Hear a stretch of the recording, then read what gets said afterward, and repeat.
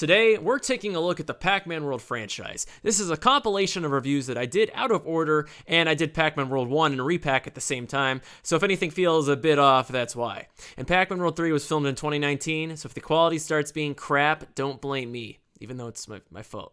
Okay, enjoy the video. Video game remakes, they're very hit or miss. There's a whole spectrum of them, really. You got your re-releases that aren't remakes, but are instead just remasters with a fresh coat of paint. Think something like GTA Definitive Edition. Well, I don't know if I'd call it a fresh coat of paint. Then you have remakes that are only a remake by definition, and basically are just tile-for-tile recreations without any creative liberties, and it may as well just be a port. Then sometimes you get remakes that are kind of just new games. Think Final Fantasy VII, which is split into 3 games for some reason. Yep, I can't think of a single reason. The thing is, video game remakes should be a good thing. While a lot of the time these days a remake can solely be made as a cash grab, there's quite a bit of remakes that can be used to legitimately make a product a better experience than its original release. Think about Pokemon Heart Gold and Soul Silver. These games are the definitive way to play Gold and Silver, giving the Game Boy Color titles fantastic new sprite work, a ton of content, and almost everything that made Pokemon good up to that point. Getting back to 2022, that is a lot of twos. When Pac-Man World Re-Pac, a remake of Pac-Man World, was announced in a Nintendo Direct partner showcase over the same summer, I think a lot of Pac-Man fans, hardcore and casual, were genuinely excited for a few reasons. Not only could a new HD title on modern platforms be a great way to make the game a better experience, it was also nice that Namco just kind of made a, sort of new Pac-Man game instead of, a trillionth way to play the arcade title. Like, look, I love Pac-Man, don't get me wrong, but not this much. There's too much. There's too much Pac-Man, okay? Chill. As for me, I already reviewed Pac-Man World 2 and World 3, and my opinion on the second game would lead to a lot of angry people on Twitter. The fact that they're using a smash render us the most insulting thing about this wild thumbnail, it really tells you everything you need to know about this person.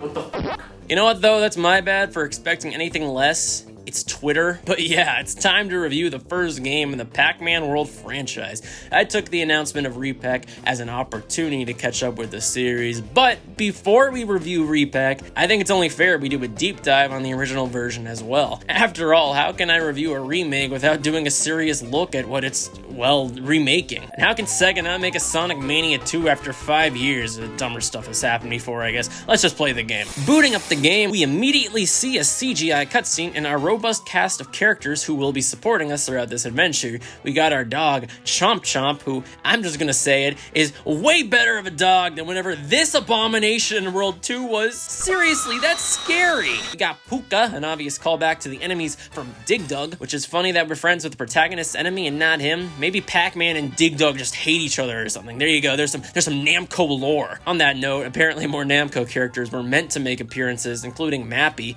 but for some reason that never really came to fruition. With Puka, we see Baby Pac, who gets taken by an anchor. Wait a minute, so does Puka. If I didn't know better, there's probably some giant threat to Pac Island looming, and everyone's disappearances could be traced back to a singular cause. Don't spoil it. The other side clicks, which includes Pac Professor, Pac Jr., and Miss Pac-Man, are abducted too. Pac-Man comes home after a long day at the old 9 to 5 of eating, I guess, ready to party for his 20th anniversary, only to realize everyone's gone and the party is ransacked. And it should be noted the theme of the party isn't just there for decoration, as this game was meant to celebrate Pac-Man's 20th anniversary. If you take out a magnifying glass, you'll find that this game is actually not titled Pac-Man World, but 20th Anniversary Pac-Man World. Which is a stupid title, no one really calls it that, and if you do call it that, what the hell's wrong with you? You know, this wasn't always going to be a 20th anniversary game. Pac-Man World technically began development as a PlayStation title referred to as Pac-Man Ghost Zone. Thanks to PlayStation Museum, we're able to see quite a bit of what existed of the project. The premise of Pac-Man Ghost Zone is that a teenager who looks like the most generically rotten kid I've ever seen. Seriously, this poor guy, this almost feels kind of mean how they drew him. Well, he gets sucked into a Pac-Man arcade machine after crapping on the game, as he's only playing it because the newest and most popular arcade game is busy. Which is a pretty interesting commentary on Pac-Man as a whole, if they intended for this to be a parallel, because, well, what was happening around the time were 3D platformers such as Mario 64. If this was intended, I actually think the story is kind of genius commentary, as this takes Pac-Man into 3D. Going with this theme of relevance in an evolving industry, well, this game was intended to be something the likes of Mario 64. And just a heads up, we're going to be referencing Mario 64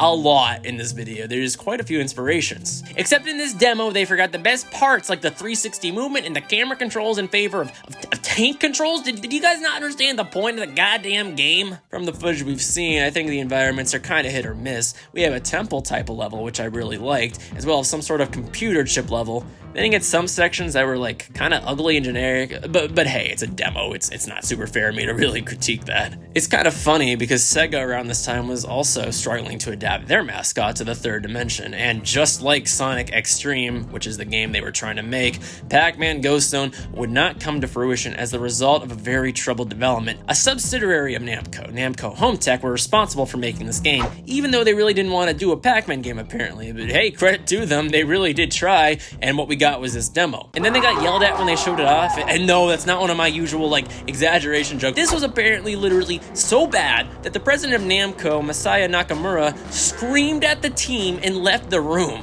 God, I would have loved to be a ghost on the wall in that meeting. But yeah, development never really got to a healthy point, since shortly after that, Namco would cut both the funding and development time of this game, and unsurprisingly, it would get canceled. Well, I guess not really canceled, but it kind of just like restarted development with some assets, more or less, and what came of it would just be Pac-Man World. Also, apparently this demo's early documents called Blinky Clyde, so I guess in a way, this whole trilogy f***ed this up. Congratulations, Namco, you messed this up 3 times in a row! Yeah, I know it's a beta product, but I had to mention it. It's a funny bit, just go with it. Pac-Man World would ultimately release October 15th, 1999 in North America and other regions shortly after. It was mostly a PlayStation 1 release, but there was technically another platform it released on. Now this is mostly lost media, but apparently there was also a PC release of Pac-Man World 1, but it was exclusive to South Korea. There's no gameplay of it, and I can only find a few photos of the box, but that's pretty cool it exists, so I had to mention it, and I do hope it leaks one day. Back to the game and back to Pac Island, Pac-Man gets an invitation to a party which says he can meet Pac-Man. But wait, Pac-Man surely can't be there because look, he's standing right there. What's going on? Well, the Pac-Man in question is a recreation referred to as Talkman, a robot made by a ghost named Orson. The other ghosts spot Pac-Man kayaking to the island, and they find that they captured the wrong Pac-Man, as they thought Miss Pac-Man was Pac-Man. Talkman orders everyone to capture Pac-Man before he makes it to the mansion, and bam, we have our premise for a video game. I said Pac-Man 9 times in that single paragraph. I just thought you should know that. I really do like the cutscenes though, they're really charming. There's even some voice acting from the ghosts, which you might fear could be a literal disaster. Like if you look at games like Mario Sunshine, or even some of the Sonic games, voice acting wasn't always done well. Mario! But no, these voices are really well performed. I gotta give full credit, I didn't cringe a single time. Yep, put that on the box. Also, something kind of interesting is apparently Pac-Man was originally supposed to have a voice actor, but the team couldn't decide how he should sound. I guess they needed another 6 years to decide. He does have a pretty funny scream, though. Alright, yeah, story, history, development, blah, blah. Let's play the game. Buccaneer Beach takes us to a tutorial level. There are a lot of these hint signs that teach us his movement and how the game overall will function. It's a decent enough tutorial, having the player learn mostly by executing the instructions themselves rather than anything long or drawn out, and I think it doesn't overstay its welcome. Control-wise, I think Pac-Man feels pretty good to play as, actually. Now we gotta remember, the year is 1999. It was a time when people thought the world was gonna end and shitters like me were born. I'm surprised people had the will to do anything back then. Point being, the movement is a bit antiquated. Keep in mind that the analog stick isn't really a thing there. I think you can technically use it, but you only have 8 directions, so it's really not optimized for what would be considered 3-dimensional movement by today's standards. So in my playthrough, I used the PlayStation D-pad. The directional buttons. The D-pad, which you might think would be miserable for a 3D game, but you get used to it. I think it works because most of the world is geometric and grid-like. It's not like Super Mario 64 or Ocarina of Time, where you have hills and open environments, and the levels are quite limited in scope here. Pac-Man gets a butt bounce here. If you press X in repetition, you do a slam, and it's really fun. You get a higher jump by using it, and it's an effective way to take out enemies. You can even use it in repetition to climb up hills. Sometimes you'll have to chain together bouncy pad bounces, but the timing is pretty difficult. Oftentimes I would just roll off of them, but in general, it's really fun and satisfying to use. Also in Pac-Man's arsenal is the Rev-Roll, which, you know, it's cool. You use it to move platforms and stuff, but my question is, why does it sound like an elephant?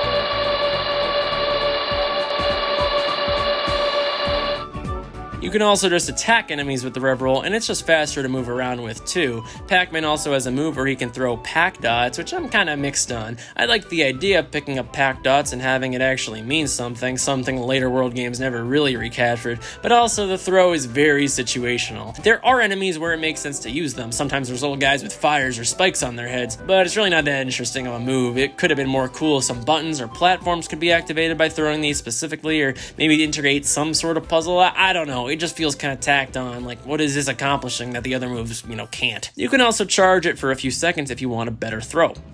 That's completely useless. I don't know when you would use that, to be honest, but it exists. Pac-Man can also ledge grab, which feels very good and satisfying. It's not always accurate, which we'll get into in a bit, but I'm surprised how many risky leaps of faith I can make and still grab onto a platform with. There are 2 power-ups in this game. One is known as the Chrome Pellet.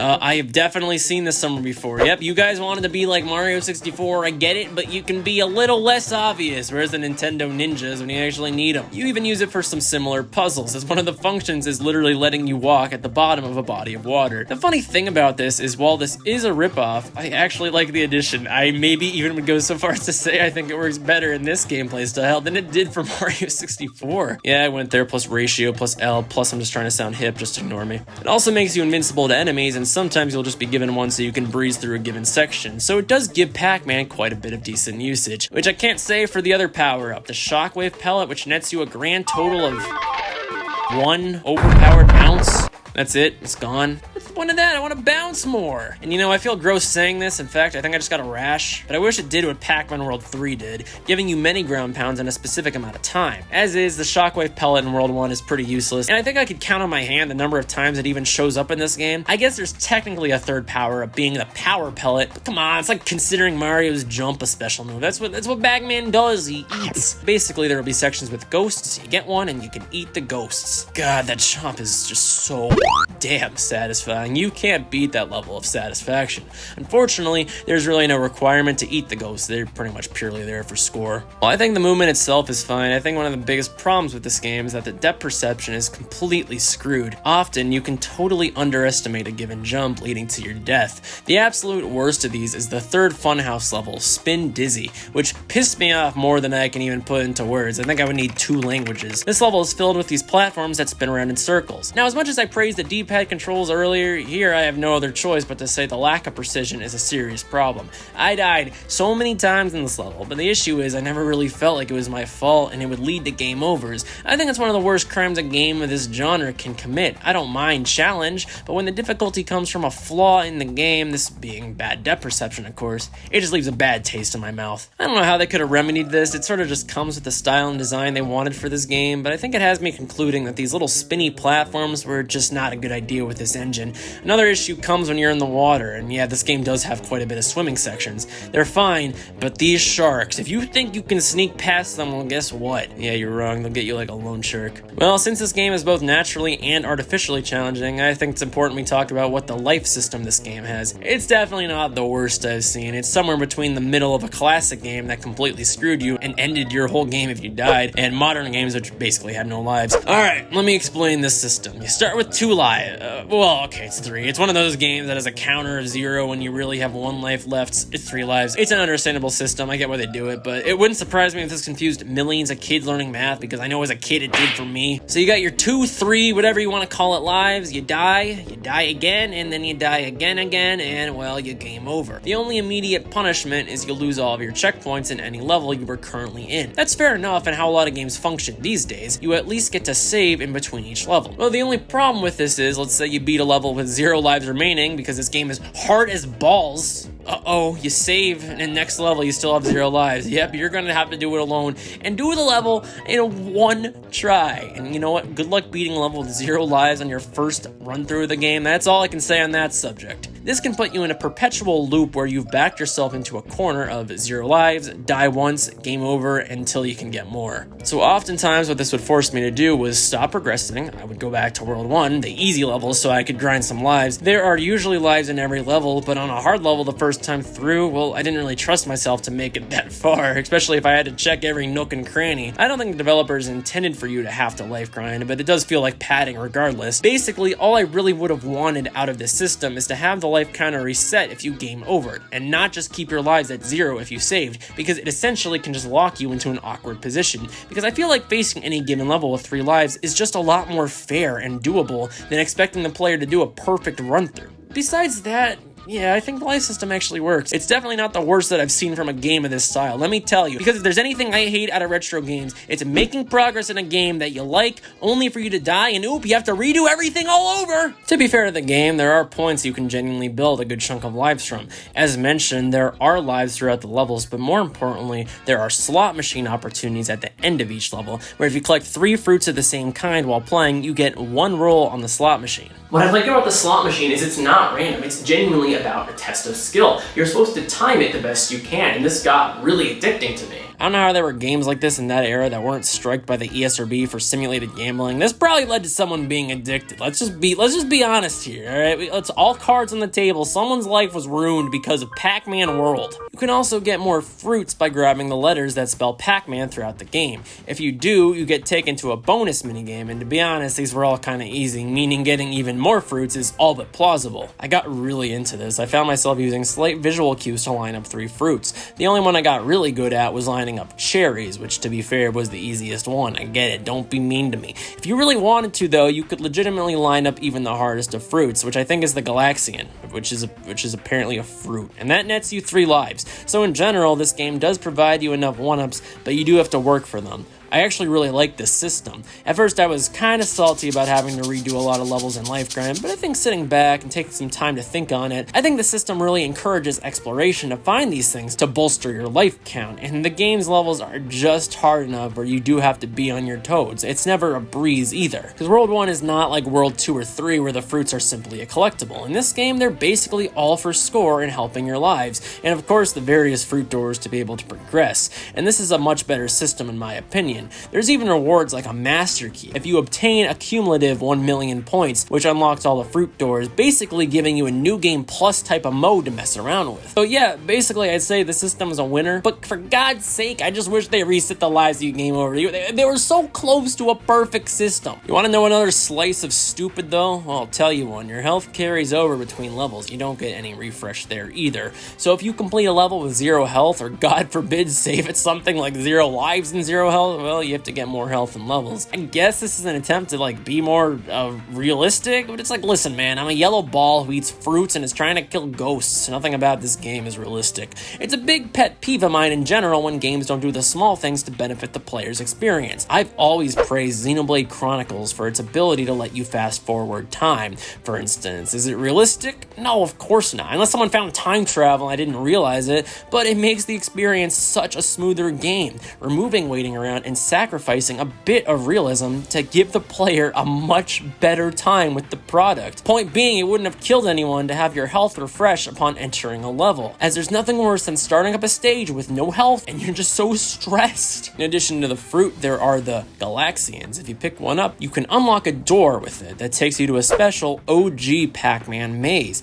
I'm mentioning this right now because here's another problem I had with lives. Your exact lives and health carry into this too, because we're just not allowed to have nice things, I guess. I don't know. What this meant for me, especially in late game, was that I would often go out of my way to avoid getting the Galaxian mazes. Because let's say you enter one with 3 lives and 3 health and you leave with 1 life and 1 health, that's going to transfer with you into the rest of the levels. So unfortunately, I really liked these levels, but I just couldn't sit down and force myself to play them while I was trying to survive. It's just another one of those things that feels unnecessary. It's a shame too, because I love the OG style mazes. Graphically, they look great for one thing, and are really creative. There are hazards, and these could be a bit hit or miss in terms of if they actually function well or not, and some of them were sort of out of your control to avoid. But for the most part, I found the mazes pretty rewarding. You can also press a button to give you a full view of the stage. These types of mazes would go on to spawn a full game known as Miss Pac-Man's Maze Madness on the PS1 too, which I heard is good. I might actually review it sometime.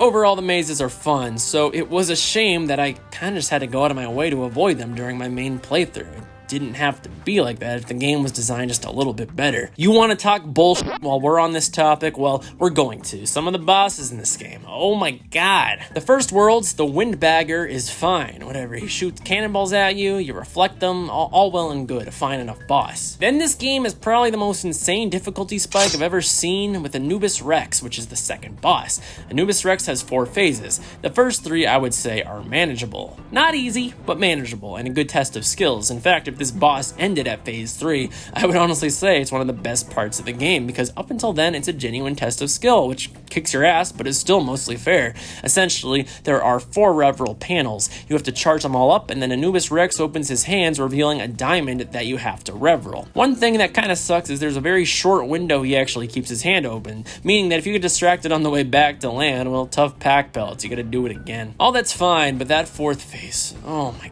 god, it's actually just unfair. Let's talk about how much garbage the game throws at Pac-Man here. You got this douchebag firing lasers at you throughout the entire phase. There are atomic meatballs coming for you every time you get onto a Reveral platform. But keep in mind, you can't always jump to the next, because in between those are more atomic meatballs. Then you have a dark tornado coming after you. Like, do you think that's enough stuff to throw at the player? You would literally need telekinesis to be able to do this without taking damage. To make matters worse, the Reveral platforms don't retain their charges. Like, if you start charging one and you have to dodge something, which you will, you still have to charge the Reveral from 0 to 100, even if you were at 50% before you jump ship. I don't think it's a fair fight, and it sucks, because I genuinely think that the 3rd phase was the perfect mix between skill and challenge, and then some jerk just laughing his butt off at Namco took things too far. You just took it too far, man. The only help that you get on this fight from the game is that you at least don't have to start from the beginning if you die. It does save your progress between phases, except if you game over, which I did quite a bit. Then the game offers you nothing. Go home. If there's any positive to this fight, there is a cool little intro sequence where you are running from the hand boss from Mario 64. But honestly, with the depth perception and amount of spikes, I got hit by everything, so I didn't enjoy this one as much as I probably should have.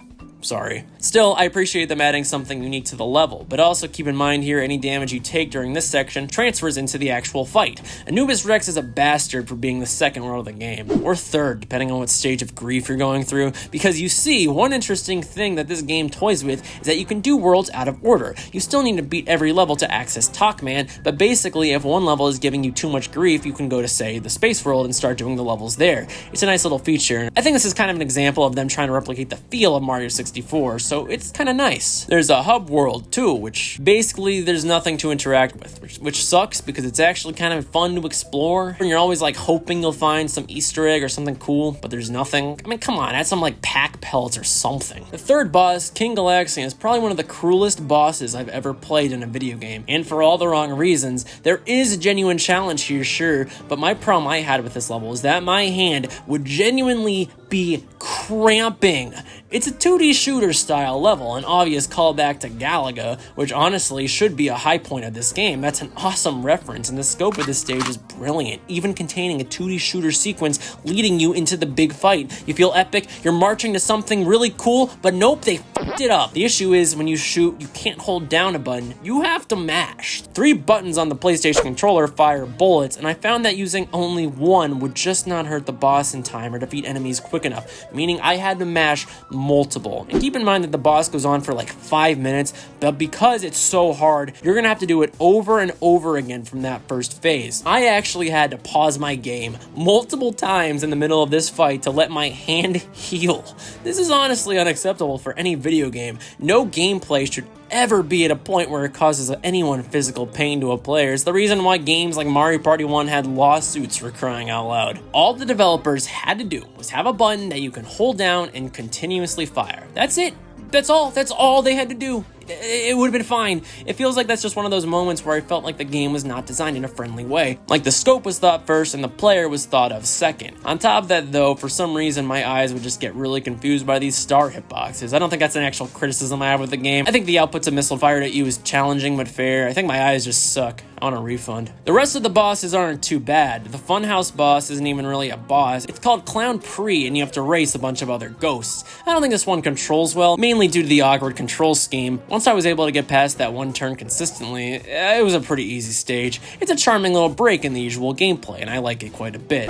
The boss of the factory world, Chrome Keeper, I actually also liked quite a bit. I've seen people online say he's boring, and it's kind of a bit boring. You don't do anything super interesting as the fight progresses. But you know what? I like this boss because it's not Anubis Rex, it's not King Galaxian, it doesn't hurt my hands. You gotta bounce on a bunch of platforms while needing the chrome pellets, since there's little fires on the buttons. But also, you need to avoid these little magnet attractors that are actually kind of hard to avoid, mainly because I kind of forgot they exist until it was too late. The boss is repetitive, but manageable, and something I personally enjoyed. While I might not have a ton of positives to say about all of the bosses in this game, I will say up front, I think the level design otherwise is generally great. I think there's a lot here that the developers took into consideration when it came to teaching the players what they should be doing in a given level. World 1 serves as sort of the training wheels for the rest of the game. After the tutorial, Corsair's Cove gives you our first real level. In this level, there aren't many open pits where you risk death, instead opting for a lot of safer water sections. Then Crazy Cannonade is the real deal, taking that away with lots of open pits to keep you on your toes. What I appreciate about this first world is, like I said, it sets you up for most of the game to follow.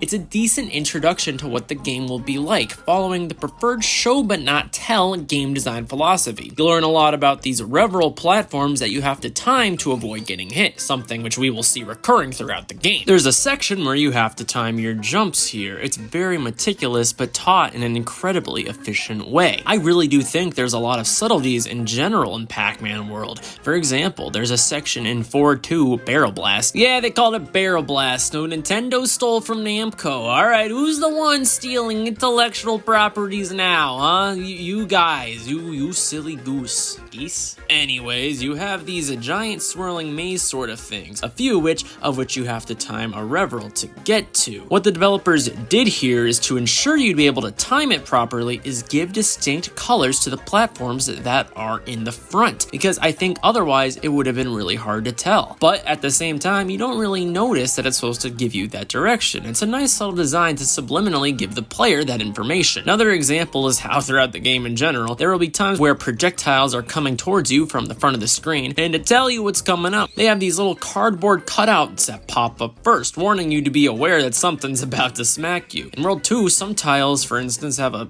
stain, I guess, indicating that there's a projectile continuously hitting it. And yeah, I know some of this stuff is game design 101, but maybe it's 102. My point is there's a lot of thought put into this sort of thing, and I think elements of this game you could use to teach a game design class or something. While they're not the most overwhelmingly well-designed levels and a bit repetitive, I found this game kind of fascinating in these sort of fashions. Keep in mind, I don't know anything about game design, so maybe don't teach us in a game design class, but if you base your teaching off of some random guy's YouTube videos, it's your fault, don't sue me. Going over some of the other levels here, we have the Runes world. For some reason, this world only has 2 levels instead of 3 before the respective boss, and there's apparently some code scrapped for another one in the game's files that didn't make the cut. Regardless, these levels are pretty long, so I didn't notice it too much. Crisis Cavern has these dark portions, which I think serves as a good follow-up challenge to the first world, since it's basically the same, but there's an extra variable of your surroundings slowly introduced. These levels also introduce the idea of being,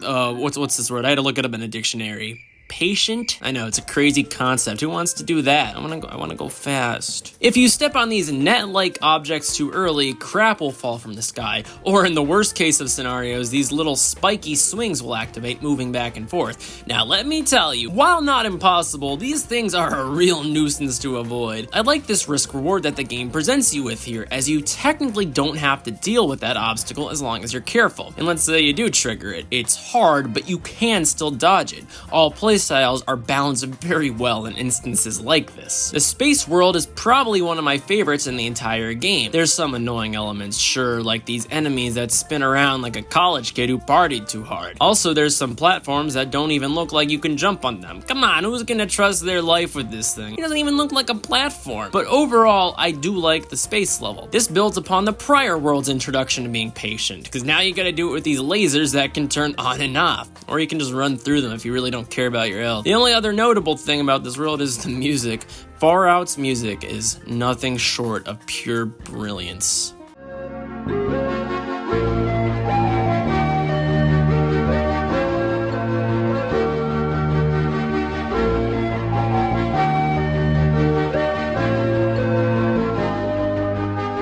In general, I do like the music in this game, but it does sound pretty outdated and crunchy. There's a motif approach with a similar cadence to the original Pac-Man game. I don't think the music is mind-blowing or anything, besides Far Out, but it has its charm, and it's still a genuinely enjoyable soundtrack. I always found myself humming along and enjoying every second of it. That being said, I still did find it pretty hard to listen to some of this in 2022. It's just so compressed. If you've heard Pac-Man World 2 music throughout this video, it's literally because half of the soundtrack of World 1 just doesn't sound that good against a voiceover, so I needed a little something extra. Back to the space world, I guess here I can talk about what these little bounce pad buttons do, which are in the game from the start, but it feels like the space level has so many of them, so that's just where I'm gonna put it in the video, and not because I forgot to write this in the tutorial. I would never. Don't even accuse me of that. Honestly, a lot of them feel similar, but here's the gist. Green switches are used to perform a one-time action. Yellow buttons have an action that can be reset if needed, such as bringing a platform back to you, and blue switches usually work in sequence with each other. Sometimes they're up to 3.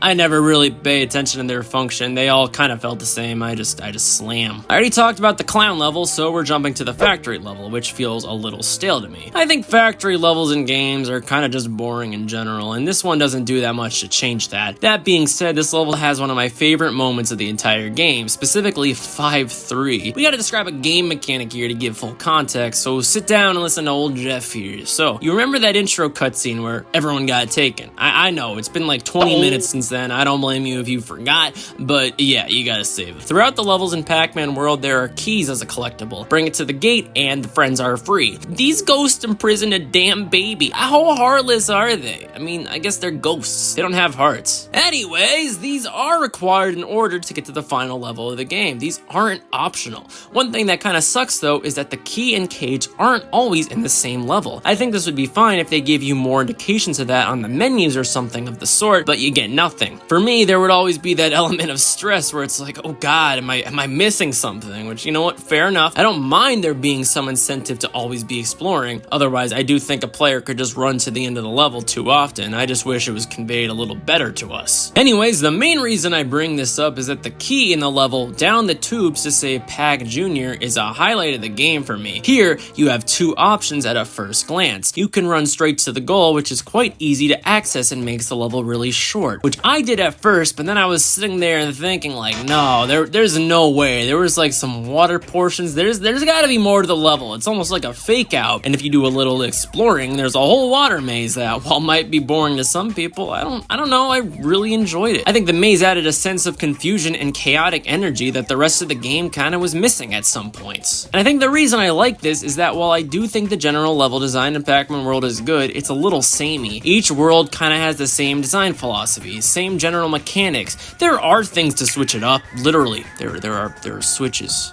that switch things up.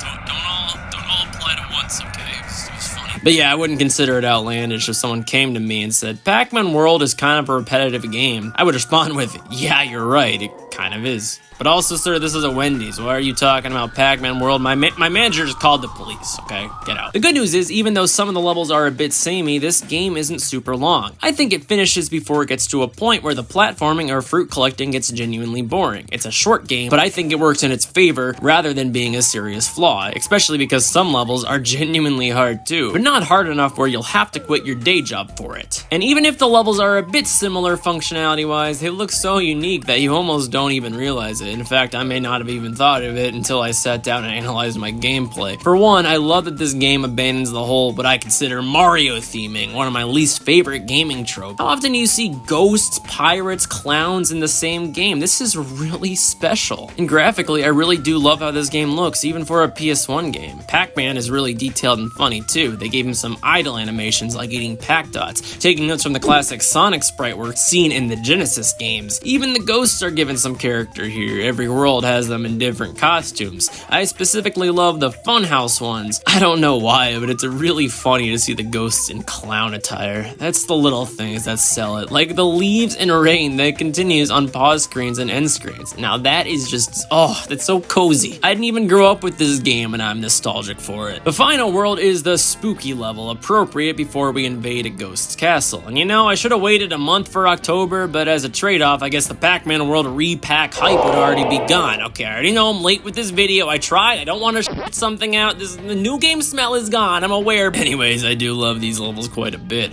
I should note that this level has a lot of points where you're running straight towards the camera, which is a bit disorienting. There are also just a lot of BS points in the level, like disappearing platforms that also have thunder, kind of reminding me of Anubis Rex in terms of ability to dodge, but at least this is 6-3 and, you know, not the second boss of the game. Well, before we can face off with Pac-Man, as said earlier, we need to rescue all of our friends. In my playthrough, I missed one. Well, one thing that sucks is that the game doesn't tell you which friends you have and haven't saved on any main maps. Technically, the friends you save are in the hub world, but then they'd only say one text box and leave when you talk to them, so at the end, there is no lasting indication. I wish they just stayed. It doesn't help that most of your friends are just Pac-Man relatives. They all blended in my brain. Kind of a minor complaint, I guess, but it took me like an hour to find which one I missed, so I was kind of mad. Wow. The final Pac-Man fight is an accumulation of all the skills you learn throughout the game. The first phase is about throwing dots at Pac-Man, one of the few times this mechanic is even used, to be fair. The second phase is about the butt bounce, and you have to avoid his butt bounces, and the third focuses on the rev roll. The third phase is the only part of the fight I think is unfair, and sometimes he can just send you flying into that damn abyss, but besides that, I think it's a really good fight. Nowhere near the bullshit levels of some of the other bosses, and mostly fair. One interesting mechanic at play here is that the friends you save throughout the game will actually give you health during this fight, which I think is really interesting, but because it's forced, it doesn't have any real stakes to them. Instead, what I would have liked to see is that the friends are optional, but they do give you health if you do save them still, meaning it's up to you. Do you want to go into Pac-Man with 1 health refill, 0, 5? It would have been a lot more of a risk-reward for the player, and I think that would have been the way to go about it, because as is, while it's nice, it doesn't really have any stakes to it. The fight concludes and we see poor little Orson surfacing from Pac-Man, crying to Pac-Man that he mainly just wanted to be loved and have friends, to which you might think Pac-Man is like, hey man, it's okay. It's okay, man. You know, everyone has their problem. Nope, he takes out a fucking Pac pellet and kills him in front of all of his goddamn friends. Why? Why did they do that? Why did they make Pac-Man a cold-blooded killer? Like, Orson's crying. He's like, hey, I need a friend. I'm sorry. But Pac-Man, no. You don't with Pac-Man. He takes out a power pellet and just eats him right in front of all of his friends too. Like, there's a whole party for him, and he's like, Pac-Man's like, no, I'm just gonna eat you in front of everyone, in front of his own wife and kids. Pac-Man just ate the ghost in front of his own wife and kids. Oh my god, Pac-Man was made out to be a cold-blooded killer in this game. He has more edge than Sonic, but for all the wrong reasons. Why did they do this?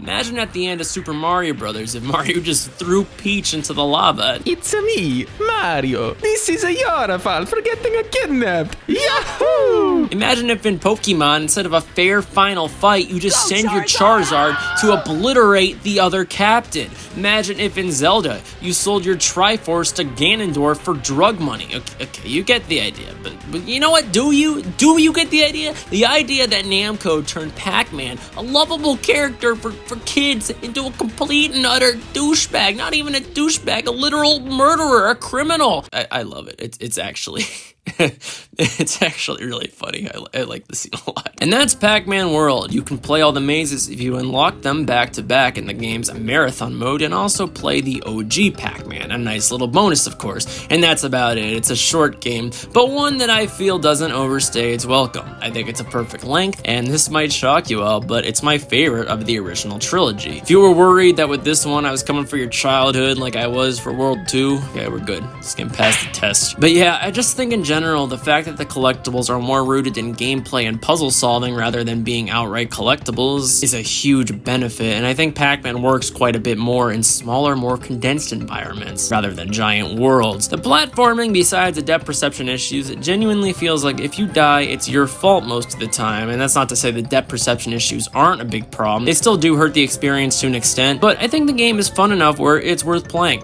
or get Re-Pac. But I was pretending it didn't exist for the sake of this early game review, so that's why I didn't mention it.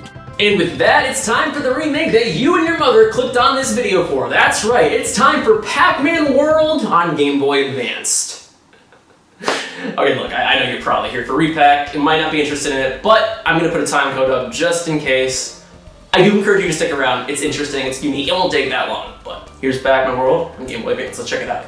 Pac-Man World on Game Boy Advance was released in 2004. Yup, 5 years after the original Pac-Man World, and at a time when the DS was almost out. Well, thankfully, they took out the 20th anniversary part in the title, which, as much as I complained about it prior, it's also just really weird to see it gone. It's cursed. It feels empty. Something should be there. I usually like to give some context regarding development here, but like with a lot of GBA ports, there's really not a lot out there. I mean, it was developed by Full Fat Games, who had a history of making these types of demakes prior, even continuing to the DS era. They were also responsible for Pac-Man World 2 on GBA, and the menus are reused in that game. But yeah, I don't know, why does this version exist? I think because we failed as a society. If I don't cover this, who's going to? You know, like, no one's gonna do a deep dive on this game, so if someone had to do it, it had to be me.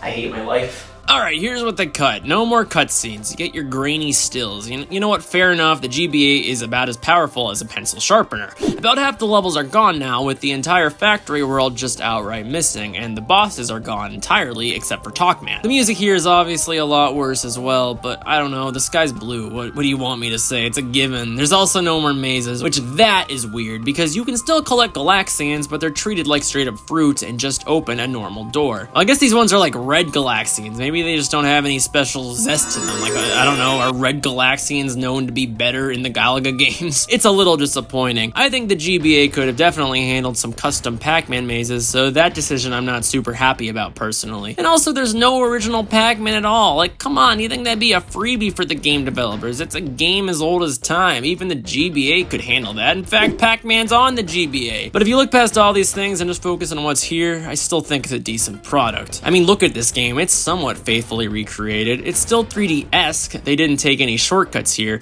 and while it's obviously downgraded, it still looks really nice, and these levels are mostly the respective levels from the PlayStation game. Some mechanics are a little different though. They couldn't really do the rev-roll thing from the Funhouse world, so you just get to rev-roll 4 ramps in a row instead.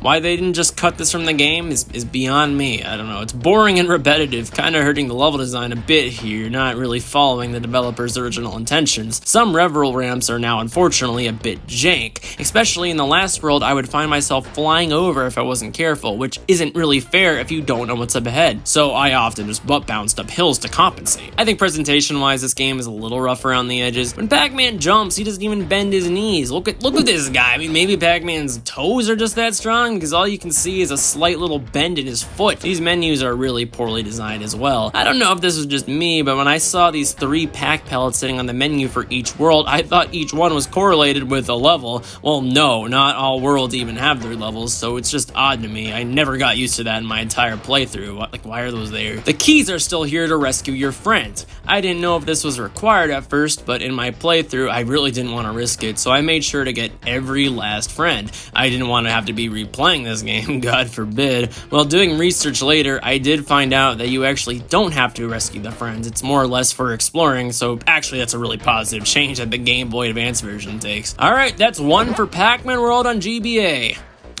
Yeah, I don't know if we're going to be able to catch up here. The Pac-Man letters are also here, except this time they don't take you to a bonus level, which, like, I don't know, that's another thing that I feel was unnecessarily cut from the game. On the subject of collectibles, I don't even know where to put this, but we got to talk about something, so just sit down. On 1-2, I got all the letters and spelled out Pac-An. I couldn't find an M. I looked it up, I watched like 3 Let's Plays, and no one found it either. So I figured one of the 2 things was occurring here. The first is they forgot to code it in the game, which I thought was really unlikely. The second was what I thought occurred, being they hid it in a really cryptic place. Now tell me, who in the hell is gonna bounce in this tiny corner on a platform that's completely out of view? They had way too much faith in the player, especially considering this is the second level of the game. Like, I'm not trying to put anyone down, but no one's gonna solve that. We're not smart enough as human beings. I genuinely wonder how many kids even found that M. Because the Let's Plays I watched, no one found it. So what were they going for here? Like, if this was a PlayStation trophy, it would be one of those that has like 0.02%.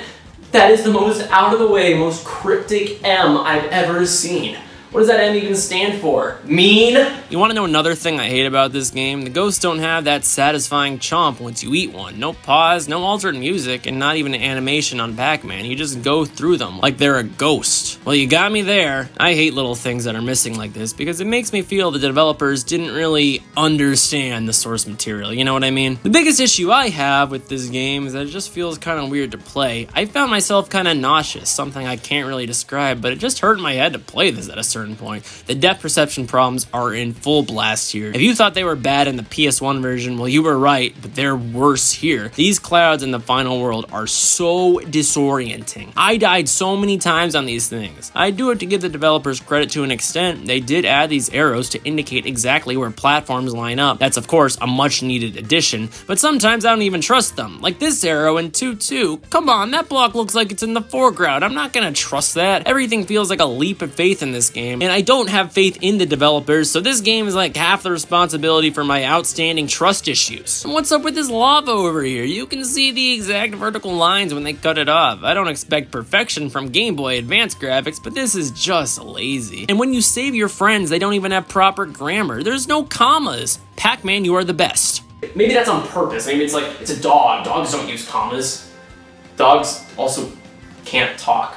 I don't know, the more I play this game, the more flaws I find in it. It might have been better to only play a few levels. I feel like I'm nitpicking almost, but some of these flaws are a huge deal to me. I hate these platforms that go up and down. The window is a lot shorter than in the original. It's like 3 frames, and if it's curved, forget it. You're rolling down. It's over for you. The game uses the same life system as the original, which kind of sucks because now there's no bonus worlds or slot machines to bolster your life count. So what you get is a system that's not super optimized for the game the way they originally designed it. And on top of that, it's artificially harder. The Pac-Man fight though is fine. It's super easy. Your friends give you health again, this time being a reward for finding them instead of a forced requirement, and it's the same 3 phases in the original. And I don't know, I'm kind of mixed on this game. You could do a lot worse. You know what, if you were a kid growing up in this era, a game like this was a godsend. Sometimes you would buy a game originally released for consoles, and it would be a totally different game. This is at its core Pac-Man World, just a sloppy rendition, but in this day and age, there's really no reason to ever touch it. Alright, enough messing around. Now it's time for Pac-Man World on the Tiger Electron. No, I'm just kidding, that doesn't actually exist. It's time for Pac-Man World or Re-Pac. Pac-Man World Re-Pac would be released August 26th, 2022 after being announced in a Nintendo Direct I mentioned earlier about 2 months prior. Development began about 2 years before this, and you can even see some character models that would be reused in Re-Pac in the game Pac-Man Museum Plus, as much as that exact squad of characters that would be later in the game. Like, come on, we knew this was coming. If Namco was a schoolyard friend, I wouldn't tell them my secrets. So to me at least, I always felt like this remake was a shoo-in. I mean, honestly, part of me really thought Pac-Man World should have been in Museum Plus in the first place. Maybe that's a bit greedy of me to expect for the scope of the project, but I would have liked a beefier single-player experience in the collection than, you know, Pac-Land. And wouldn't you know it, a few months after it released, we'd be playing a remake of World, a much better trade. And that's because the price is really good. Re-Pac sells for $30, which since this game is short, I think that's a really fair price for a modern game. I quite respect it. I think even $40 would have been pushing it. It's nice to see a company have some humility. Nintendo, for instance, re-released Link's Awakening, a 10-hour game for $60, which, like, wow. I mean, the graphics are so much nicer, but at its core, it's a Game Boy game. It just feels a bit greedy. Re-Pac came from Bandai Namco realizing that Pac-Man World franchise was still something requested and truly wanted by fans of the series. Gee, you think, Namco? You finally realized that some bastardized version of a Pac-Man TV show is not what we wanted to replace World? It only took you 8 years to learn that lesson. You think we wanted Ghostly Adventures? But no, better late than never. At least the Pac is now back. Kinda like the Super Monkey Ball Twitter, Pac-Man would also form a Twitter himself to promote the game. Here they would do little giveaways like this one. 20 lucky people would win a free copy of the game and a chrome Pac-Man statue.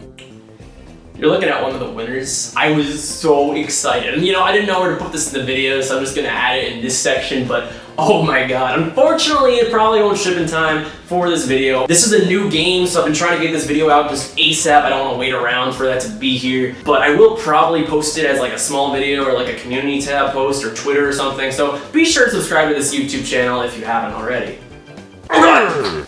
Booting up the game, it's quite obvious that the cutscenes have received basically a complete overhaul. One change I'm not happy about is that there's no more voice acting. Instead, the ghosts kind of speak in a Simish type of language or Animal Crossing or like a drunk person chewing soap. I would have rather just seen it redone. It's not the same charm like this. In general, the cutscenes did have to be reworked due to the whole Miss Pac-Man scandal. For those who don't know, and I'm sure most of you know by now, Namco is not allowed to use Pac-Man in their games. To keep it simple, at Re-Pac Games, the people who made those crappy clone consoles, got a hold of the rights to Miss Pac-Man, and due to some legal jargon regarding their misuse of the franchise rights or something, Namco would have to pay heavy royalties to keep Miss Pac-Man in their products. If you want to know more about this, I'd say go watch Johnny's YouTube video. He did a really good job and goes a lot more in detail than the scope of what I can do in this video. Yep, I am sure a channel my size does really good for promoting a video this big. You're welcome, Johnny, for your 12 additional views, okay? Don't thank me. What we get in Miss Pac-Man's place is Pac-Mom, and, like, honestly, I don't really care that much. I don't think it's a huge deal. I mean, Pac-Mom is a stupid name. You can just call her Pac-Woman. It's right in front of you. Because now people are going to ask if Pac-Mom is Pac-Man's mom. And she's his wife, so like it's kind of awkward, I'm not gonna lie. Pac-Boy replaces Pac-Man Jr. and Baby Pac-Man replaces Pac-Sis. And to be honest, I think as long as you're not a diehard fan, this really isn't a problem with the game. And besides the World Series, me personally, I'm a fairly casual Pac-Man fan. Like, to be honest, I didn't even realize the Kid Packs were different. I just thought they got kind of redesigned. Chomp Chomp got a slight redesign now and is now named Pac-Buddy. I don't know if there's a legal reason for that, but I am noting it nonetheless. Namco thought they could just sneak that past me, and I don't appreciate that. You don't mess with my precious Chomp Chomp. He's too good of a boy. So the cutscenes are fine. I think it removes a bit of the charm, not just the voice acting being gone, of course, but the whole HD polish. While looking good, it's nowhere near as interesting or as exciting as CGI cutscenes back in the day, and not the developers' fault, really. I think they did what they could for the most part. Gameplay-wise, I would say Re-Pac is an improvement in almost every way. You have all the moves from before, but now you get like a Yoshi flutter. It doesn't give you the most distance, but just enough to be useful. I gotta be honest though, after playing the PlayStation version right before this, I kinda just forgot this move existed for my entire playthrough. It was just never in my mind. And oddly enough, I had the same experience with the D-pad. The game does obviously support better analog movement, but I just kinda got used to the D-pad and I still kinda prefer it for this game. I think mostly that's because the levels are the same and just feel designed for it. And y'all conditioned me too much to like simplicity. But hey, you have that option now at least. Another control change is that the swimming controls have been overhauled. Previously to swim, you had to hold the triangle button to go down and the X button to go up, which was kind of disorienting. In Re-Pac, you sink naturally, and now it's kind of like Mario swimming or Flappy Bird. Maybe not Flappy Bird, but I think that comparison's funnier, so I'm using it. Oh, one new mechanic they added is now eating a power pellet turns you big. What is this, made out of spinach? I don't think it really adds anything to the game. It's basically just a visual effect, but it's something. I appreciate them adding it and trying to make the game fresh. To compensate for the areas with the gaps, the developers fill them in with temporary platforms, truly making you invincible. And I think sometimes there are like crates and stuff you can break now too. It doesn't add that much to the game, but it's cool and I do like it. It's little changes like this that I appreciate. Another one of the same scope is that they added enemies made out of steel, giving you more of a reason to get the chrome pellet, and turns it into something a little more unique, making it less of a stolen concept from Mario 64. It's again something that doesn't add too much, but I think should at least be appreciated. They did try to make this game interesting in a few ways. One thing I would have really liked to see them add would have been some camera support. I'm not saying a full camera is obviously you can't have it being facing the player because you just see an empty void, but it could have been like Super Mario 3D World. In that game, you usually have 2 or 3 camera angles you could slightly adjust at any point. The only reason I bring this up is because I do unfortunately think the depth perception is still somewhat of an issue I ran into with this game. It's not as bad as the other versions, but it still does exist. Pac-Man's shadow doesn't always line up with the platforms, and I did find myself dying to this still quite a bit. And those damn sharks are still unavoidable. I dare you to try to sneak past them. I'm right at the invisible wall. What else does this game want? Roses and a sunset picnic with some wine? Well, no, you're not getting anything from me. I'll just take the hit, whatever. I don't really know how Namco could have avoided that. Like, it kind of just comes with the territory of remaking this type of game, as the geometry is pretty much reused. But it still is a little bit unfortunate. What I would say though is it definitely doesn't ruin the game or anything. It just feels a little antiquated when it does happen and pretty frustrating. Alright, we gotta talk about the graphics. Who in the name of Pac-Man said that this game of all games was allowed to look this good? Bandai Namco, okay? Those guys, they were flexing with this game, alright? It almost reminds me of Luigi's Mansion 3, a cartoony kids type of game with stupid amounts of detail. There are some textures that are still a little gross, like this radioactive waste does kind of still look like a PlayStation texture, but there's so much that looks outstanding that I can forgive the small moments like that. The whole game maintains vibrant graphics throughout, and Pac-Man honestly has just never looked better. Well done to the team who made this, because it is way too good for a goddamn Pac-Man game. Besides a few points, the game runs at a smooth 1080p 60 FPS on the last gen consoles and even 4K on the modern consoles. Is that the standard nowadays? I don't really keep up with modern games, I'm not gonna lie. Then you get to the Switch. Alright, it looks fine, but runs a little poorly. One thing to note is that there's a performance mode that lowers the resolution from 1080 to give it a smoother frame rate. I don't own the Switch version at this moment, but from everyone I've talked to, the performance surprisingly works really well with this mode, and every review I've seen of the Switch version highly recommends it, so I will too. I'll bandwagon. Usually I talk about the graphics and music together, and I'm gonna be predictable and follow suit. Unfortunately though, the team didn't redo all the songs in this game. In fact, I don't think they really redid any of them. There's a few new songs, like a song with lyrics that plays during the credits, and some boss fights have different phases, so there's some new songs there, but yeah, like 90% of the songs in this game are the same. I have a little bit of a music ear. I can tell there's some like slight mixing differences and compression differences. I don't really know though why they didn't just redo it. It's kind of disappointing, especially considering this remake did the graphics side of things so well. In Banana Mania, half the songs in that were completely new and the other half were redone, but at least they tried to make new music. One of my favorite things about the game. I feel like in a remake you should just have an all new soundtrack, and you can always put the old songs as an option for those who want it, or charge DLC for it if you're scummy like that. So yeah, it's a bit of a letdown to me, but on the plus side, the original soundtrack is still good, so it's not like they absolutely needed to change it for the game to be fun, but the crunchiness is still present. This does kind of create a paradox where you're playing a game with 2022 graphics that sounds like it was from the 90s. The sound effects were mostly reworked though, at least. No more elephant noises when you rev roll.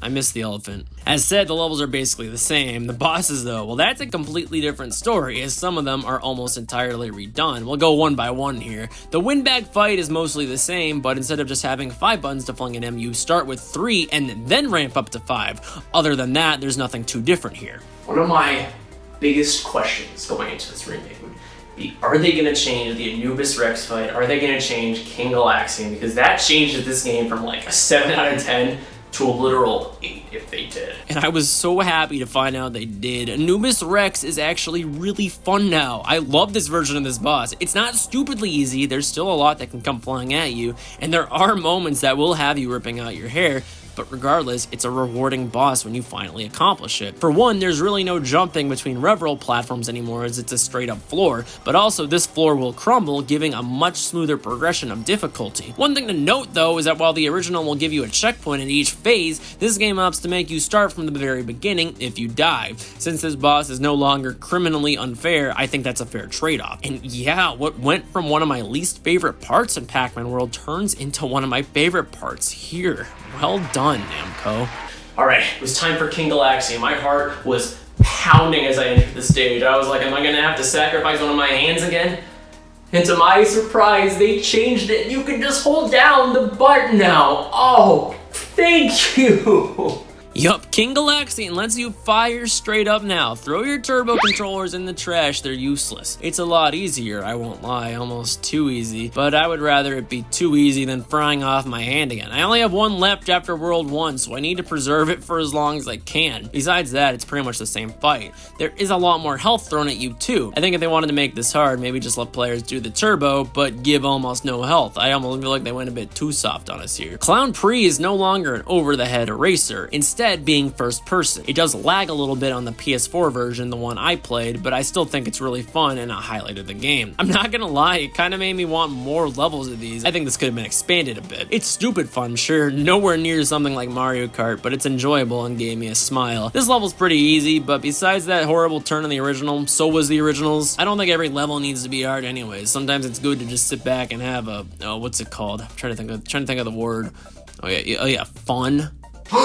Chrome Keeper is basically entirely redone. Instead of the horseshoe-shaped room now, there's a bunch of conveyor belts. You have to get the chrome pellet and rev roll into him, avoiding the magnetizing devices overhead, which I often kept forgetting to dodge. This whole fight is pretty slow, to be honest. I don't think it's better or worse than the original. I do appreciate them going out of their way to literally recreate a boss. In a way, it's kind of like just playing a new level entirely, which for a remake, I do quite appreciate. And I do have to say, the bosses, which were a huge low point for me in World 1, are one of my favorite parts about this entire game now. I don't mean to keep talking about Banana Mania, it's just like the closest point of comparison, but I have to say, while I obviously love that game, Re-Pac kind of kicks its ass a bit. Like, this is how you do a remake. It's not perfect, sure, no game is, but there's a lot of care and passion put into this product, and I really felt that from the second the game booted up to the very end. You could tell the developers really did care about the product they were making. One concept I'm kind of mixed on though is the new life system. It's basically the same, as in you can game over and have to start a level over, but now there are a ton more lives. Look at this, I had like 70 at the end of my playthrough, and I didn't even do the roulettes here because at a certain point I had so many damn lives I was like, well, I don't need to waste my time here anymore. In that sense, the pressure when it comes to the lives are almost entirely gone. I don't think it ruins the game, it just makes it a bit easier, and I could have just been biased playing the original before this. I do think someone who hasn't would struggle a bit more.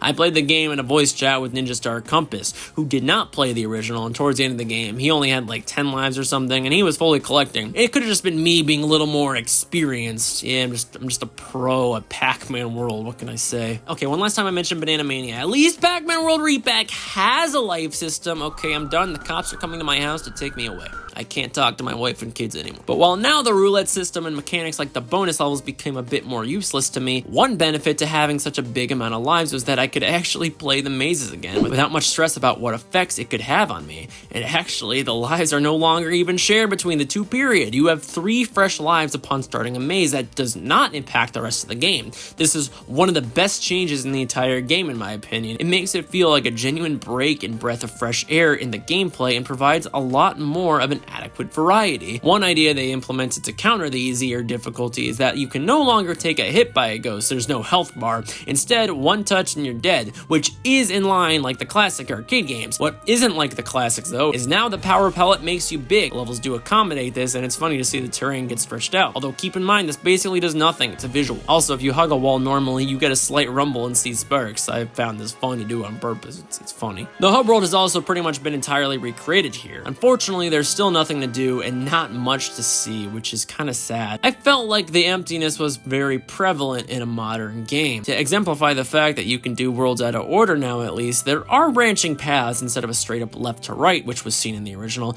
which I think is a hint to the player that they do have the freedom to explore. Someone in the original might not have even realized that you can skip levels. They also added teleporters, which helps you move between worlds, which is a nice addition. What's super nice about these is you can literally mash the button once you enter one and it will automatically be on the next world. They were really looking out for the players here in a lot of ways. That is such a nice quality of life feature. Alright, but I know half of you came to this video to hear the juicy details, the flaws. Let's get rid of the butterflies and flowers and happiness and let's turn hardcore. Well, here's a flaw. In the original Pac-Man World, all you have to do to see how many fruits you have at a given point is press a trigger button down. It moves up slowly, no problems. But despite this game not using trigger buttons, you can't do that here. You have to pause the game, which is very quick, but I don't know why they changed it when it was literally perfect before. The fruits still come up when you're by a door, so whatever, I guess. And one positive about the items, like keys and letters at least, is now before you enter a level, you're told exactly what it has in it. So no more crying if you forgot where one of your friends were, like in the original.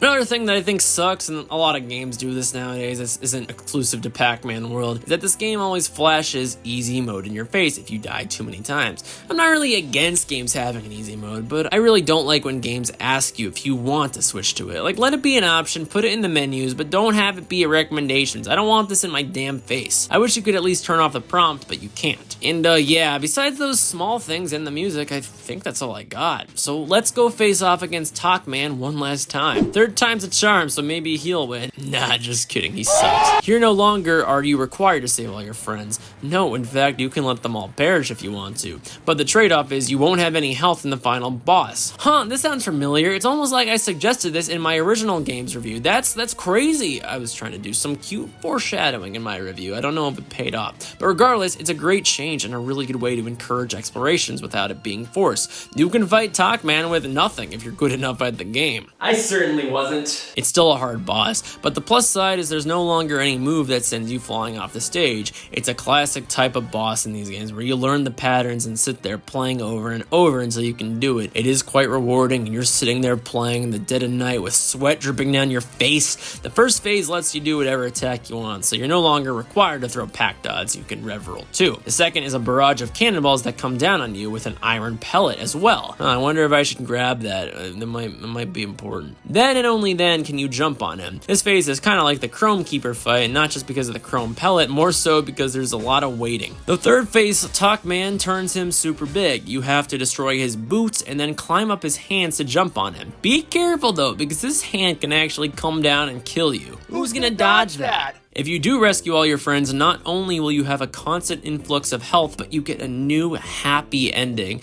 Now Pac-Man doesn't kill Orson in cold blood, he invites him to the party back on Pac Island and everyone's happy. Don't worry, the bad ending still has you murder Orson because fuck that guy, right? There's a game in the credits, and one thing that I think kind of sucks here that I'll mention just while we're here, apparently Namco didn't shout out anyone who worked on the original game, which is kind of lame. It was quite a long credit sequence, so I thought at first they had to have, but apparently they didn't. I don't think it's a good look for Namco to do that, but I don't want to get into that all right now. It's not the point of this review, but it's a little disappointing regardless if true. Pac-Man World Re-Pac is just so good. It's a great game.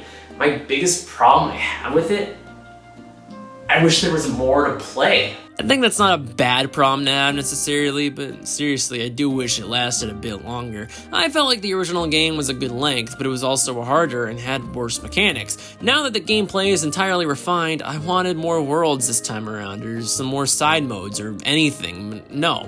There's still the maze mode in OG Pac-Man, but nothing truly new. I doubt they'll do it, but they could always add DLC to the game, but yeah, I don't think that'll happen. They can also make a new Pac-Man World game, but I think they might actually just make Pac-Man World Re-Pac 2 or Pac-Man World 2 Re-Pac.